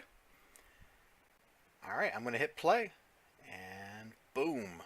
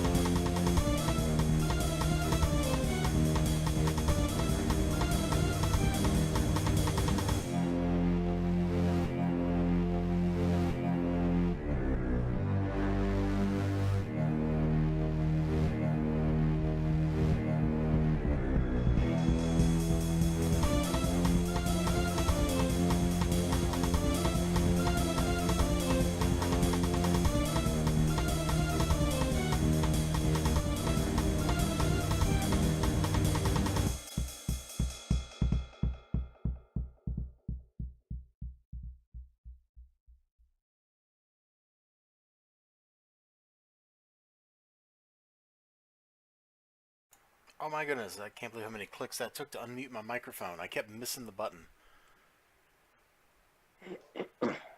Oh man. You know what I was just saying about drum samples? A live drummer would totally shred this. It would be awesome. Because those It will be cymbals. hard though. Yeah, it would be hard. It's Those cymbals sounded so dang hollow, it really killed it for me. yeah. But I kind of liked what you had going on there. I think it's missing something to really take it over the top. It sounded like, here we go, video game music analogy. It sounded like something from the Super Nintendo that wasn't like a square RPG. Like, it was like, I see where you're going for. It sounded kind of like this is like, yes, this is boss battle music, like, or at least just battle music, but it felt kind of like a boss battle to me. Uh, and it's missing something to finish it, and I don't know what that something is. Maybe it's different drums, or maybe it needed another instrument in the mix. I'm not sure. Hmm. Yeah, this one is certainly a bit weird. You see, this is where I start to experiment a lot. Not just with how I make my music, but with mostly with drums, because I'm usually a lot more oriented towards melody, if you see. Mm-hmm. And this is sort of the first song I'm trying to make in a self-established genre I'm developing around this sort of drumming, where you have these cymbals and like wooden sounding percussions, as well as some lead instrument like a piano or maybe normal orchestral strings, you see. So Mm-hmm. this is just the first try at something like it. Okay. Yeah, Well, yeah, as a piece of something experimental, I think it's a good first step into whatever you're planning to do with the as follow-up. So we're going to hear more music like this later in the album, because I'll be honest, I don't remember much about this album from the time I listened to it before. yeah. You will hear more of this music later on in the album, as well as later on in my other albums as well. I think I'm getting the core concepts down of this genre, actually. It's kind of complicated to compose if you though, so it's giving me hard headaches every day. I'm sitting down, trying to plan out these tracks to get that certain feel I want to have. But yeah, you're right. Actually, if I could spoil a little bit, that song 12 p.m., if you remember. I don't remember, but I do see it on the track list. Yeah, that's among one of those songs I try to continue this way of making music in. Any other Cool. thoughts? No, I think we got what was in my head out, so I'm going to go ahead and hit play, and we'll get on with Romance Aquatica, and we'll come back when that's done.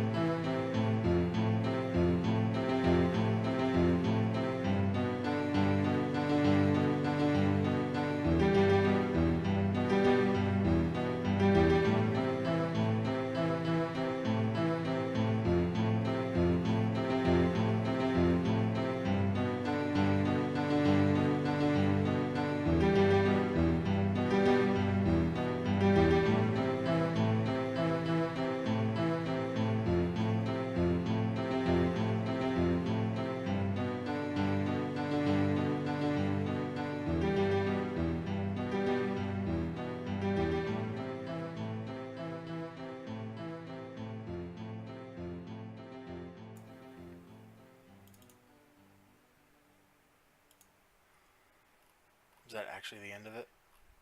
Yeah, close enough. Okay. That surprised me twice when I was listening to it, which is a very pleasant experience. Hmm? So, the first time that that track surprised me was really early on. It was the first time that you had one of those repeated notes, and with the instrument that was playing, I thought, "Oh, that's an audio hiccup. That's weird." And then it happened again, and I got it. Like, "Oh, that was intentional." And then I started looking forward to it as the song went on, especially when you started doing it on the piano.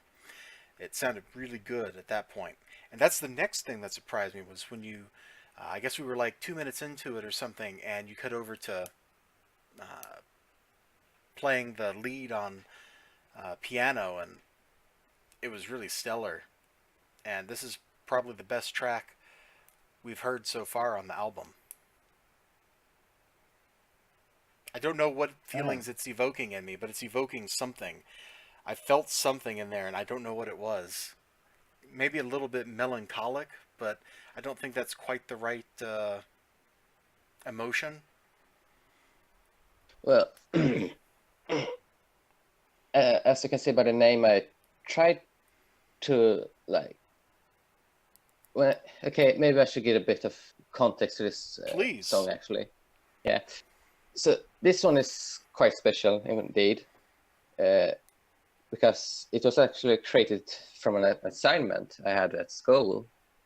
We were trying to make, or our music teacher wanted us to try out making electronical music, and because me having Fruity Loops on my cell phone or tablet here, I actually said I could bring that thing to school and use it, because all of the other kids were using GarageBand, of course. Mm-hmm. They were the worst studio ever. But yeah, that's my opinion on it. It's not that fun to use or like try to make MIDI or composing. But excuse the throat clearing, by the way. It's all But right. I do it all the time, unfortunately for yeah, me. yeah. But so me and some friends just decided to experiment one day on a piano with some really basic melodies, and we came up with this like chord-like free, or it like adds up to a chord. So we played all the notes we could find as a, what should I call it? We basically just placed our hand or one of the fingers on a white key and pressed it down, and then just rolled up for the keyboard. Hence, we got this ascending melody Mm-hmm. that sounded sorta, what should I call it? Yeah, well, inviting, or maybe. Well, we had actually, and what? Sorry, I'm messing up things of the story here. I forgot to mention something. Yeah, right. We also got this concept we should have tried to do. We were supposed to match these songs we made to like a movie clip, and we were giving a sort of theme we should have gone with, and it was either romantic music or horror music, and of course I got romantic music, something that isn't really made anymore, except for pop. So we tried our best to make a romantic melody, but I said, fuck it, let's just try to make something that could be taken in a romantic way, and like doesn't really make a situation romantic, but could be taken in a romantic way. So and back to that story where we messed around the piano, we came up with this really simple progression where we played out a chord as a melody, and it's always major. So I since I was the only one able to access my tablet, one day at home, I had to finish this song because we were supposed to be playing it Sunday. I think I'm losing myself here. But we were supposed to be playing this song for the assignment, but we didn't like finish it up in time. So I had to like finish it at home. So I made this entire track called Romance Aquatica, and it sounded sort of good, and I chose to settle with it. Sorry, that sentence I'm aware of was kind of messy, but I didn't really. I should probably have planned it out way more before English I is started. a messy language. No. I mean, this like retelling of the story was messy, not my English. I know what you mean. Yeah, but maybe I extended myself a little bit there. Well, it's a good story. The context is pretty interesting of how you created the song. I really liked it. I don't have any comments other than what I said at the beginning of. The song surprised me twice, and that the first time it happened, that really just kind of pulled me in, and then the piano thing hit like a minute or two in. You totally changed what instruments you were using, and I just enjoyed it the whole time. Yeah, it's a simple mutation of the melody, but also sort of enthralling at the same time. It definitely was. And I figured out what the emotion it was making me feel. I said melancholy earlier. It's not melancholy. It made me feel longing, like I wanted something. Yeah, that sort of fits the romantic theme I had to set out with that day. All right, let's get the land which must be forgotten going here. Yeah, it must be forgotten. Is the land that bad, or is the song that bad? Like, why is it called that? Well, no, we'll wait. We'll answer that question when we get back after listening to it. So yeah, I'm gonna mute my mic, and you're gonna mute yours. Yep. Right. Boom.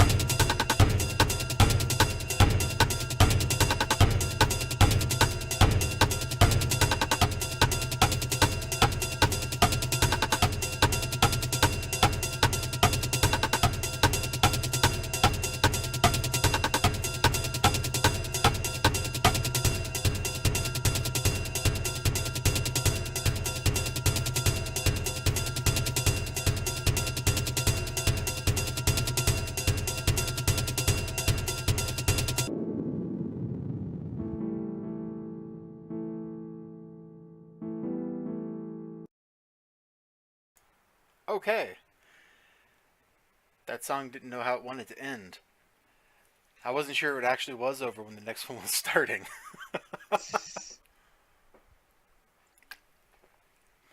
So that started off really discordantly. I see where the name comes from because it totally reflects that feeling like there's something wrong. Is how the music made me feel at the beginning. And then as it went on, it just became very percussion heavy. Yeah. I mean, I think for the last half of the song, it was just percussion, wasn't it? If I remember it right, yeah, it sort of is. That's a kind of bold choice to make when putting together music, because there's not many genres that are just lots of percussion working together. I mean, there's like drum and bass and other forms of electronica that are sometimes like that. But even then, they usually don't rely just on percussion to carry the song. There's usually something else going on too. Mm. I mean, I, re- I think that's where I sort of falter. You know, this is like me trying to elaborate on that genre I was telling you about, and that from Heroic Standard. Mm-hmm. Excuse me. And it is like one of those songs where I'm still trying to find what made that song Heroic Standard the way it is, and I think I sort of found something in this one, and it is sort of interesting percussionate soundscape rather than a melodic one. The melody is just there to enhance really the percussion, sort of makes the song. So it's actually one of those really weird percussionate genres, I think it's becoming. If that made sense. Mm-hmm. I think that makes sense. I kind of liked it. I mean, like I know when I was saying earlier, oh, it's just percussion or whatever. That probably sounded derisive, and I didn't mean it that way because I did enjoy the piece. It started off very unsettling, and then it gave me something different. And uh, I should get a webcam someday so people can see my head nodding because I was totally like nodding along with the tempo of the music. It was fun. Yeah. Actually, fun fact, you know, the melody in that song is played on a cowbell.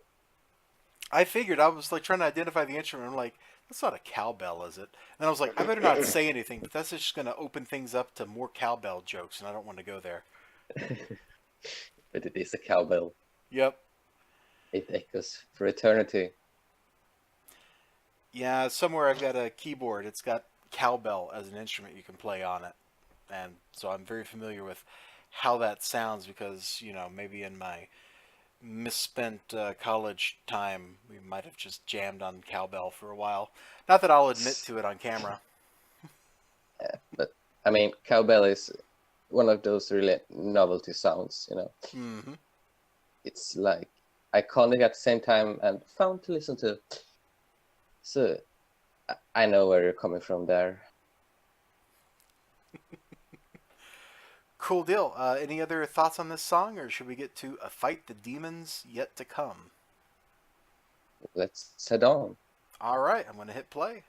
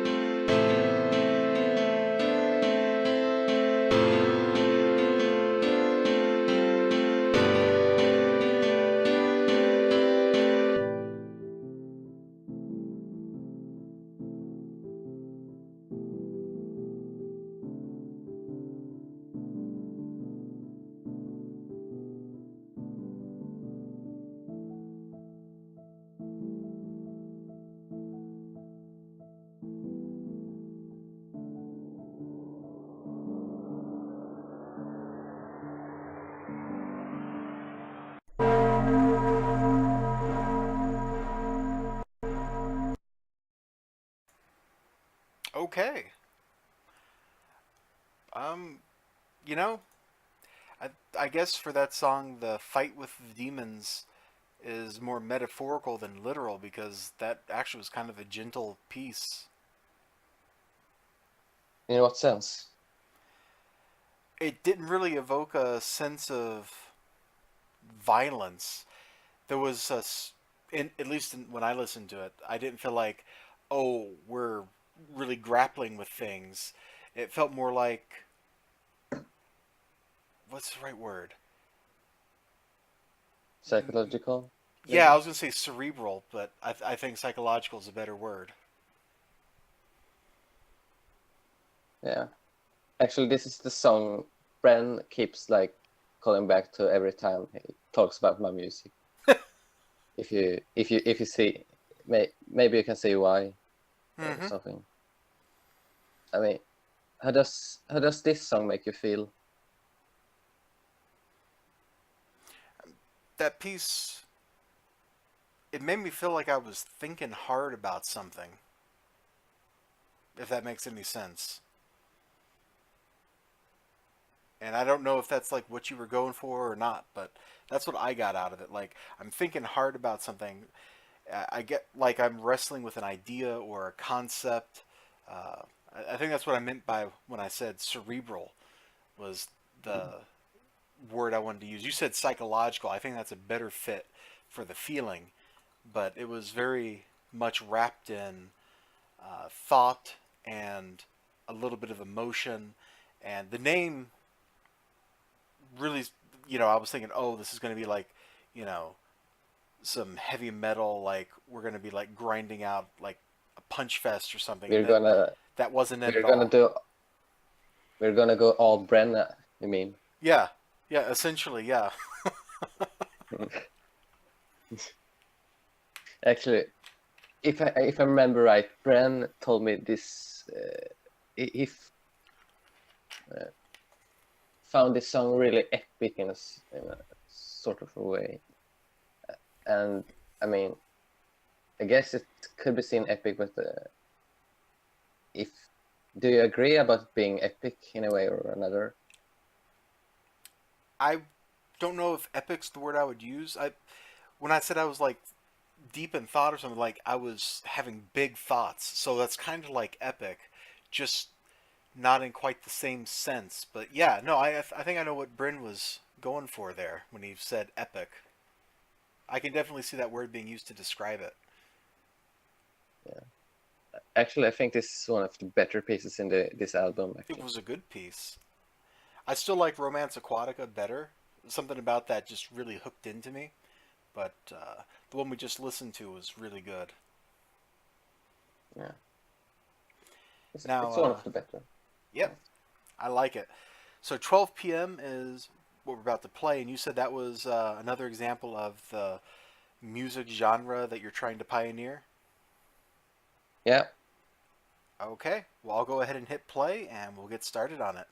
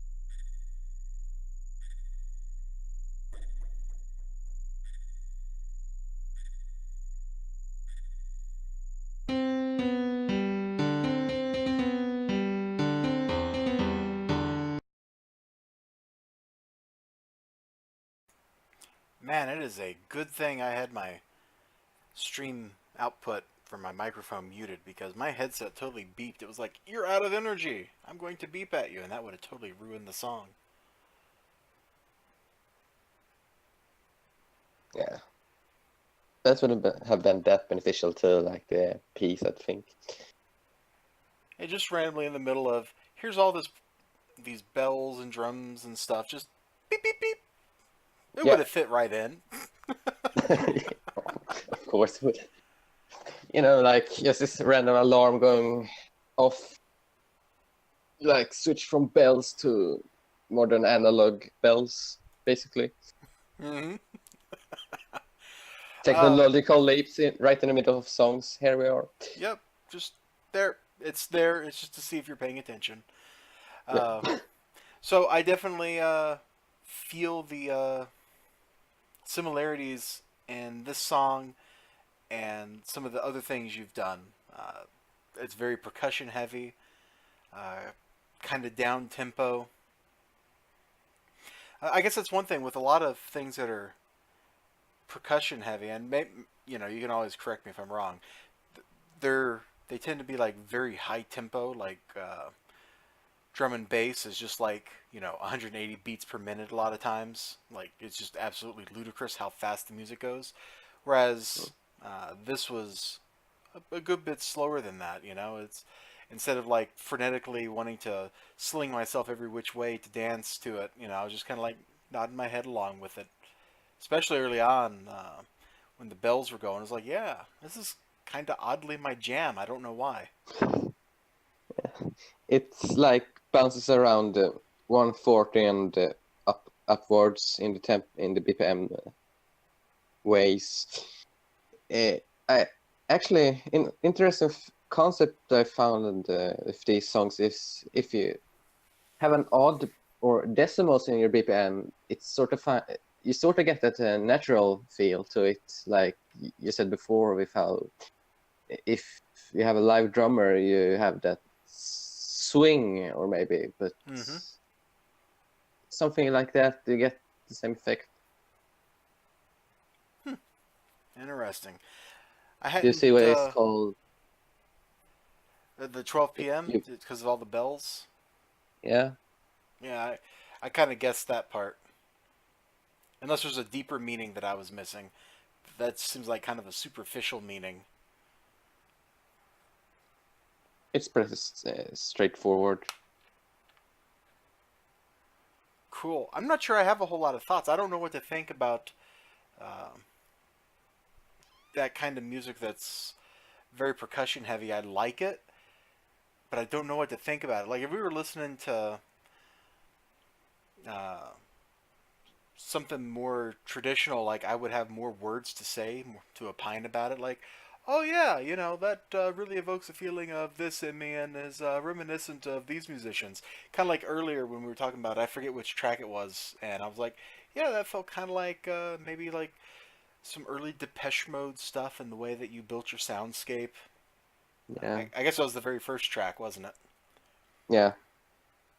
I'm well. I mean, I'm not trying to like uh, follow in somebody else's footsteps. Well, I sort of am, but not in that way that I'm trying to copy their music. But Mm-hmm. I'm trying to like think the same sort of way how they are making their when they do their music, and usually that revolves around making themes really feel stereotypical in a way or another. So like really you're like pinpoint on that this is the situation this plays in, and only that it fits right in, and so on and so forth.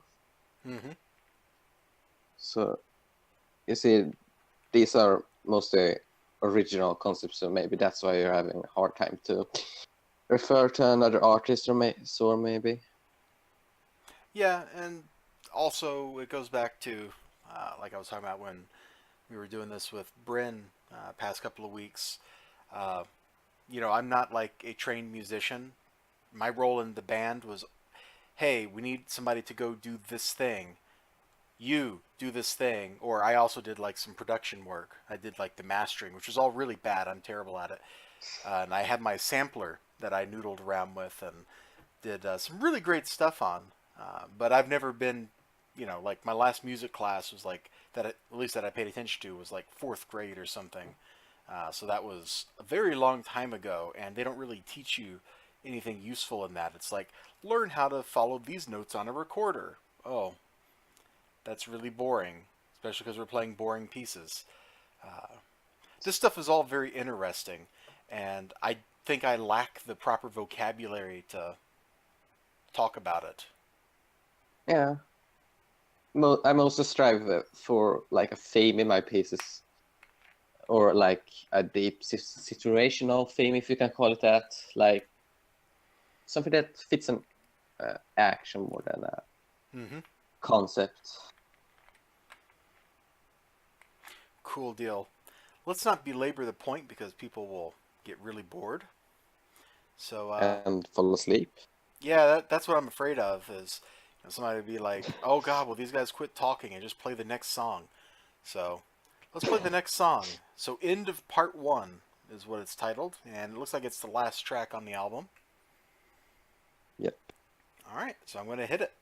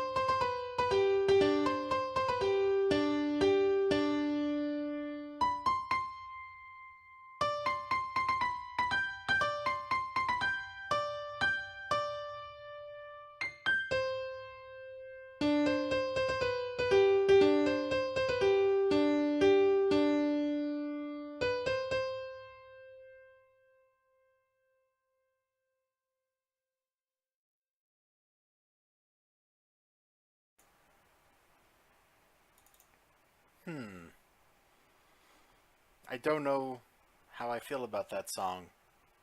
It felt like I was walking somewhere, or like on a trip. I was going somewhere, and that's really the only impression I'm left with after listening to it. Oh, really? Yeah, Like nothing is said, nothing about the melody or such. the No melody part was. you. There was some parts where the melody was kind of down, and some parts where the melody was up, and I don't know. I mean, there were some other feelings there while I was listening to it, uh, but there were those very strong, repetitive bum bum bum bum with the piano through most of the song, and it just made me feel like I was walking. Like each of those was a step I was taking, going to wherever I was going. And about the melody, how do you feel about that? I don't know. I mean, the melody, a lot of it was kind of. I don't want to put it. I don't want to just say the word down because I've already used the word down to just earlier in this, but the melody was kind of like down. It wasn't like really happy, but there was some times when it totally went in with. Maybe it wasn't the melody. Well, anyway, parts of the song made me feel kind of like I was on a downer, like aw, and then parts of the song went the other way, and I don't know that I'm left with any overall feeling uh, emotionally one way or another of Uh, that. you're cutting out a little bit. Oh, am I? Yeah. Let me let me try again. Uh, so yeah, I guess emotionally the melody, the all that stuff. Nope. It You're still cutting out. wow. Well, I don't know that there's anything I can do about Yeah. that then. That Well, sucks. You just talk try about it. to type it in. No, Hmm? you just talk about the song, cause I suck. I talk about it. Should I talk about this song? It's your song. Well, okay. Well, what do I talk about? Okay, so this song. Well, primary focus here was to make a memorable melody. So I experimented a little bit, and I, I browsed some videos about memorable songs in time, and usually I always found this core concept of having a repeating melody, hence why the melody doesn't really change at all. You have this dun dun dun dun dun dun dun dun dun dun dun, if you can hammer it out there. So you have that throughout the entire song, but after a while it becomes really repetitive.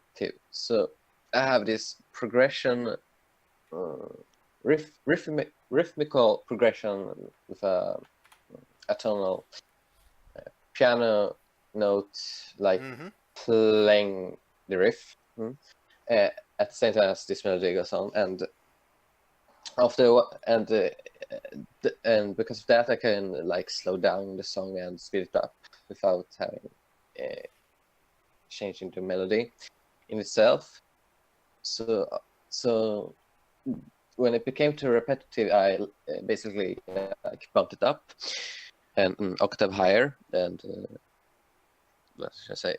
That's where the melody starts to change. You get these like dun dun dun dun dun, that little jingle in the end of all of that standard melody, and then after having gone up an octave, we like once again go down one, Mm-hmm.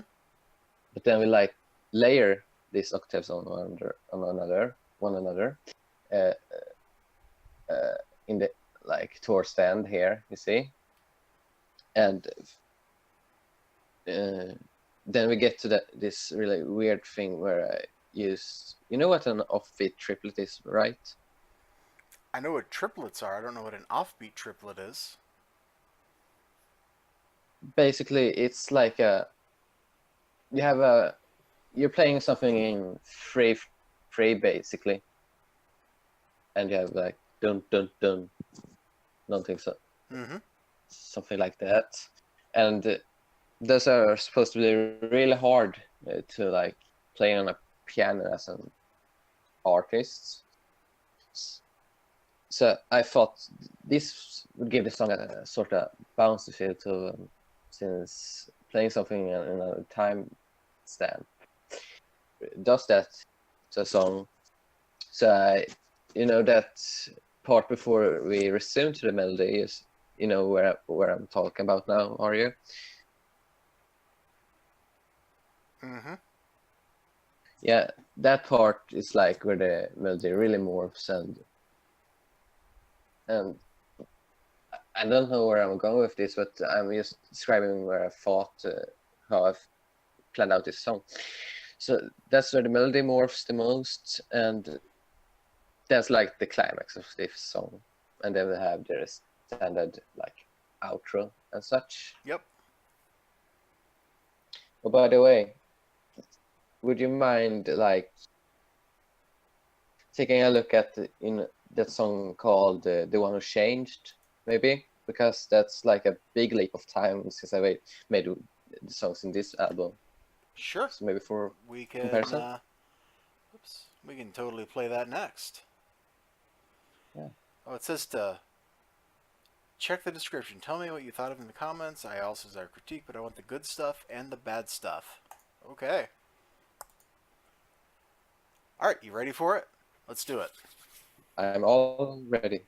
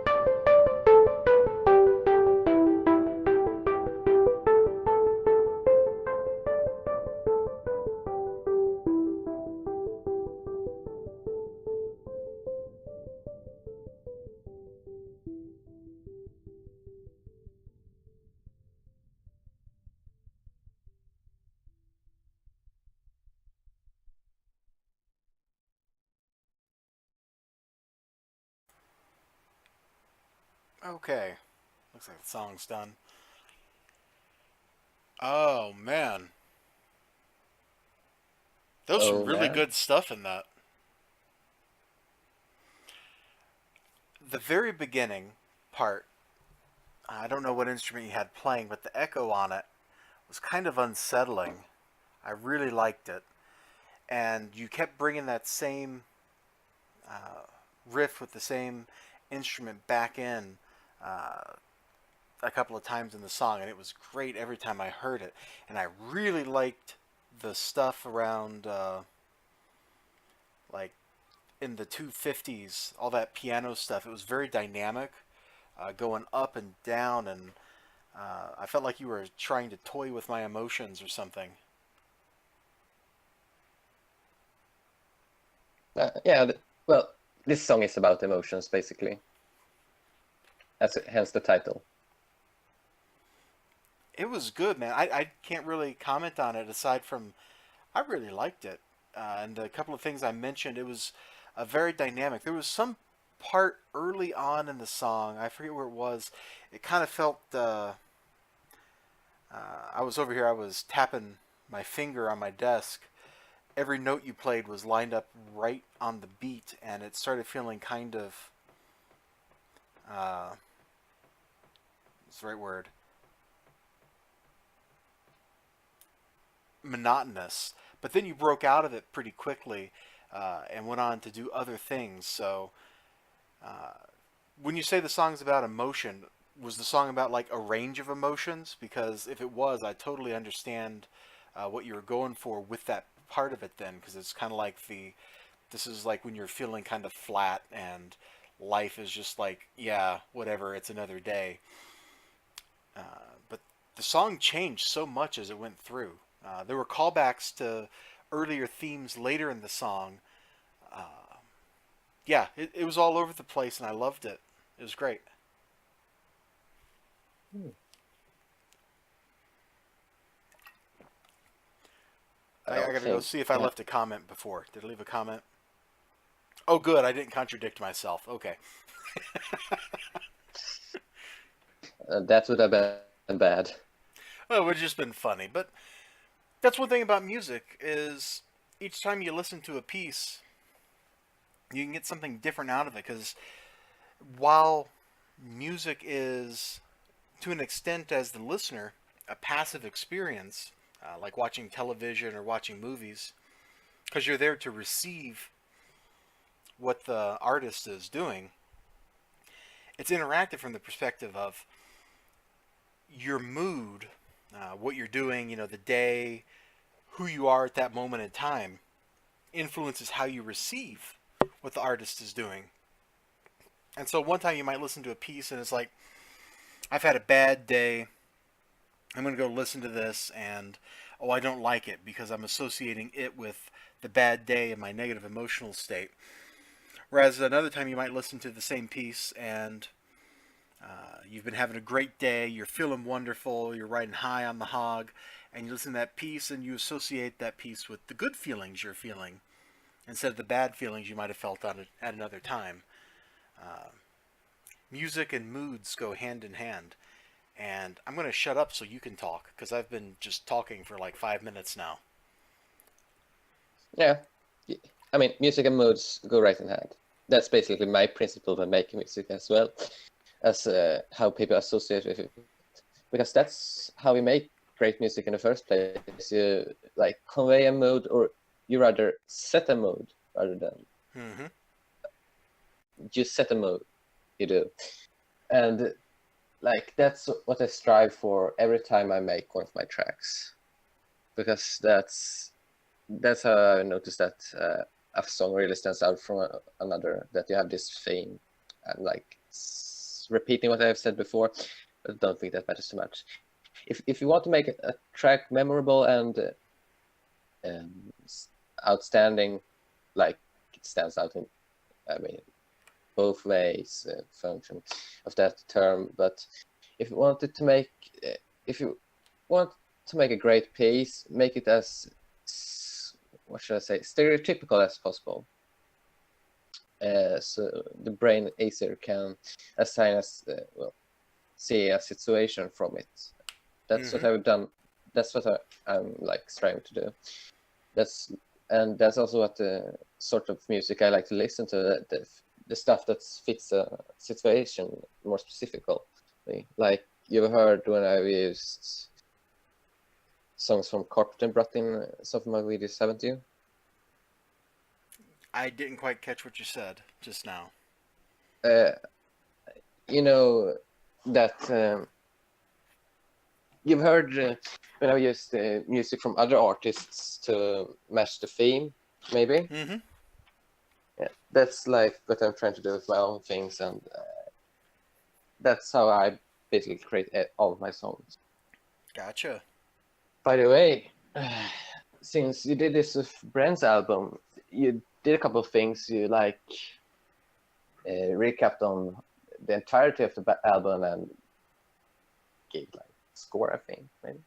Didn't Did you? I give him a score? Well, I can give you a Well, score. I mean, well, so the album itself. well, the Let's. Oh, go ahead.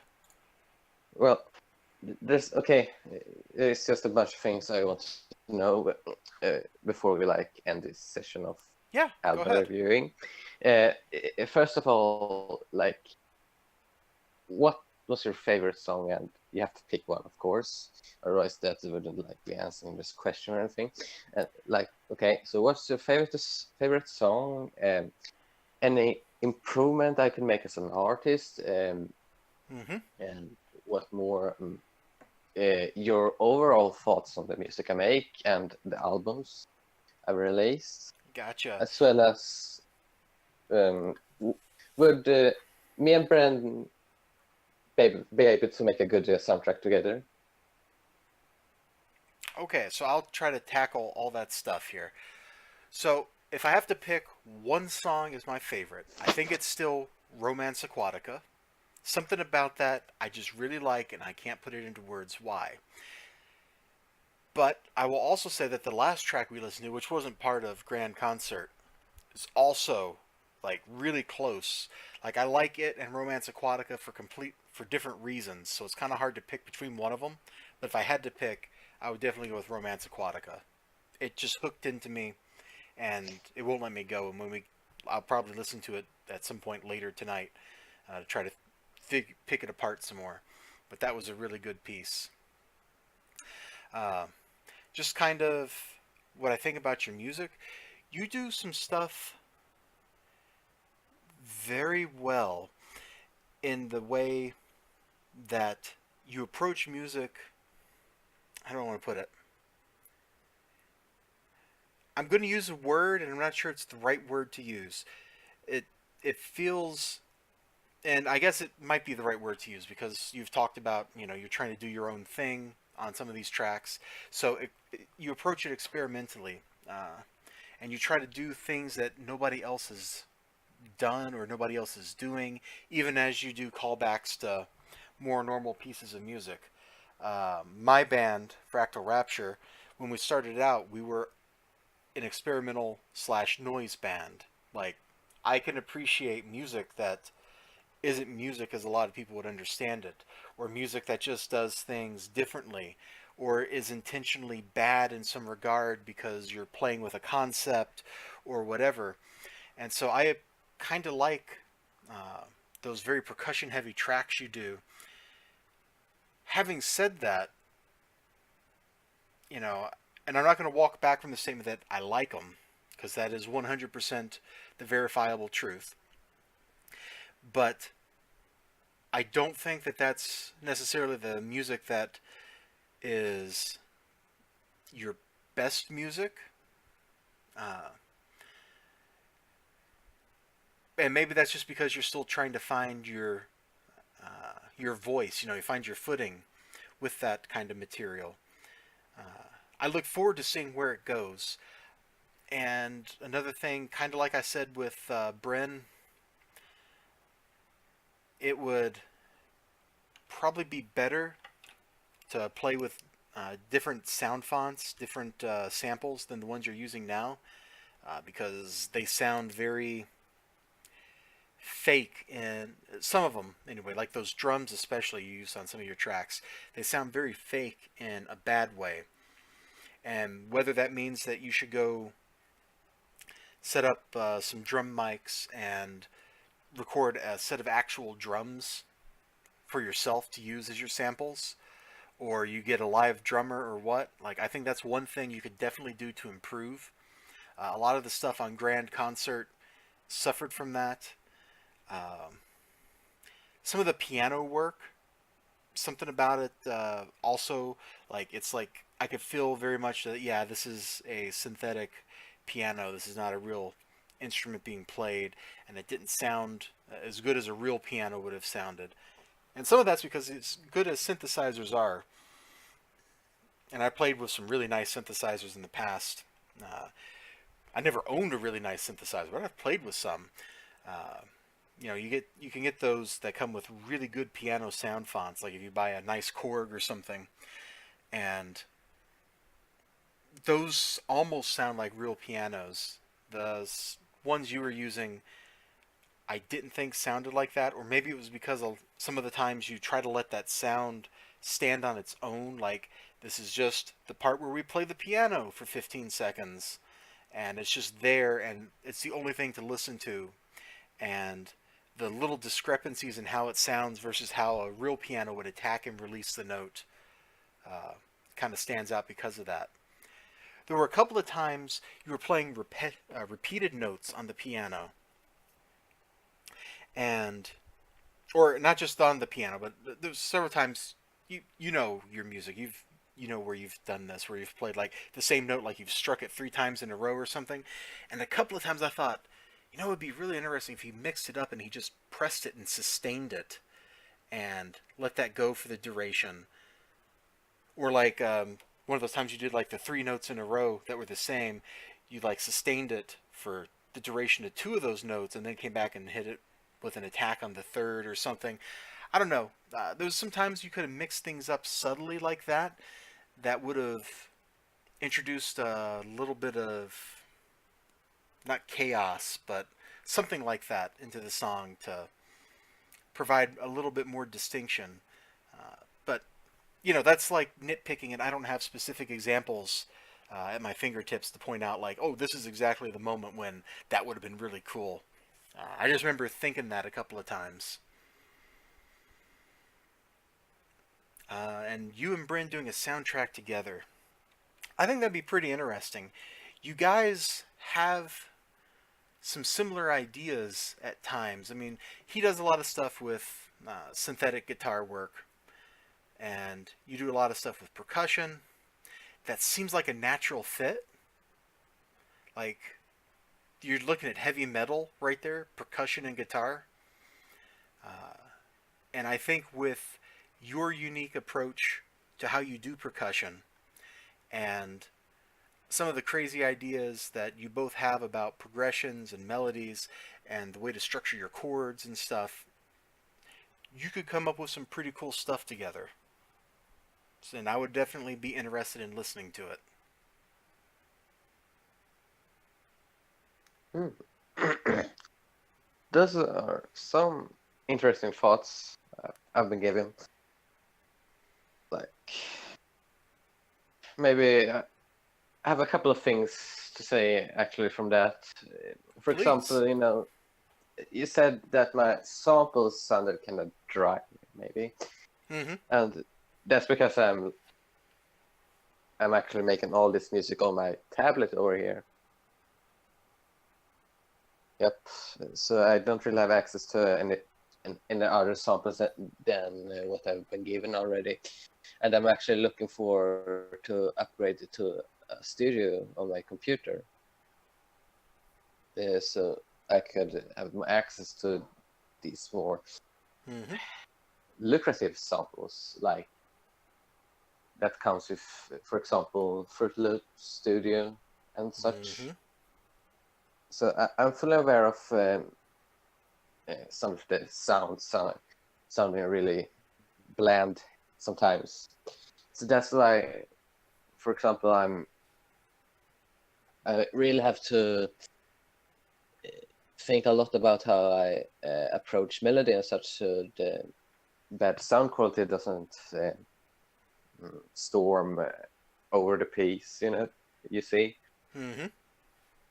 And uh, and actually, and Bren has actually thought about doing some music together in the future, or at least some concepts.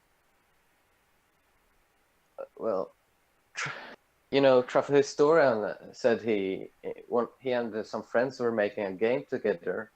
This was like going to be, I think it's going to be something like a Rogue Legacy influence or like inspired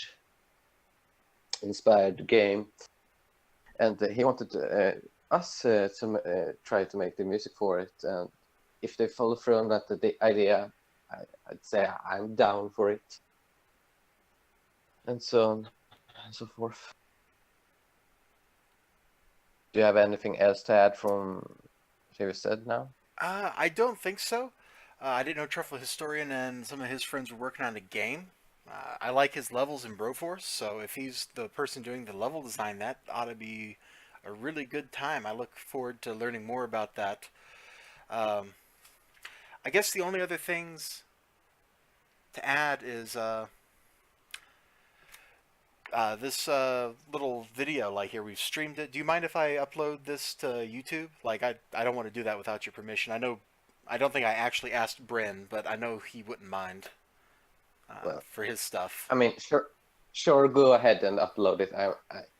I really need to like hear how cringe I am in action. You see? I understand. Yeah. Cool. I will do that, and unless you have something Then else you if want to this, talk about, I think it's a good time to wrap this up. so, I mean, mm, I mean, there probably is something more I want to add to this, but it never like appears in your mind when you're specifically searching for it. So I think I'll ask sometime, maybe afterwards, after stream. You see. Sure. So yeah, you could end. Also, are you ending the stream right now, or are you continuing off with something else? This will be the end of the stream. I need to get going here in just a couple minutes to take care of some things. Uh, that's too bad. Eh, I mean, I would like to play more games, but real life. Thank you so much for joining me for this and for giving me the opportunity to present some interesting music to people out there. Uh, we pretty much had one or two people that weren't you and me watching this stream the whole time we were doing this. So a couple people out there have heard what you've done. Hopefully, people check out the video on YouTube.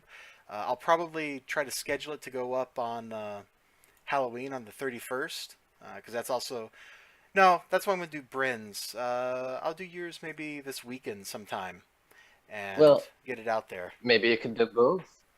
I don't want to give people too much of the same thing in one day because then they might listen to one and not the other, you know? Oh, yeah, that makes sense. That's how I try to schedule stuff on my channel anyway, is usually I try to make sure that there's a variety every day so people don't get bored of one thing. Well, I mean, try to get it out as soon as possible because I want to hear my stupid voice and sound how bad I am at English and such. Okay. Well, it'll Also, definitely be in the next week for sure. yeah. By the way, thanks for having me. It was a great time, man. Thank you very much, and thank you, all of you out there in TV land or whatever. We'll see you guys next time. You have a great day. Bye-bye. Bye bye.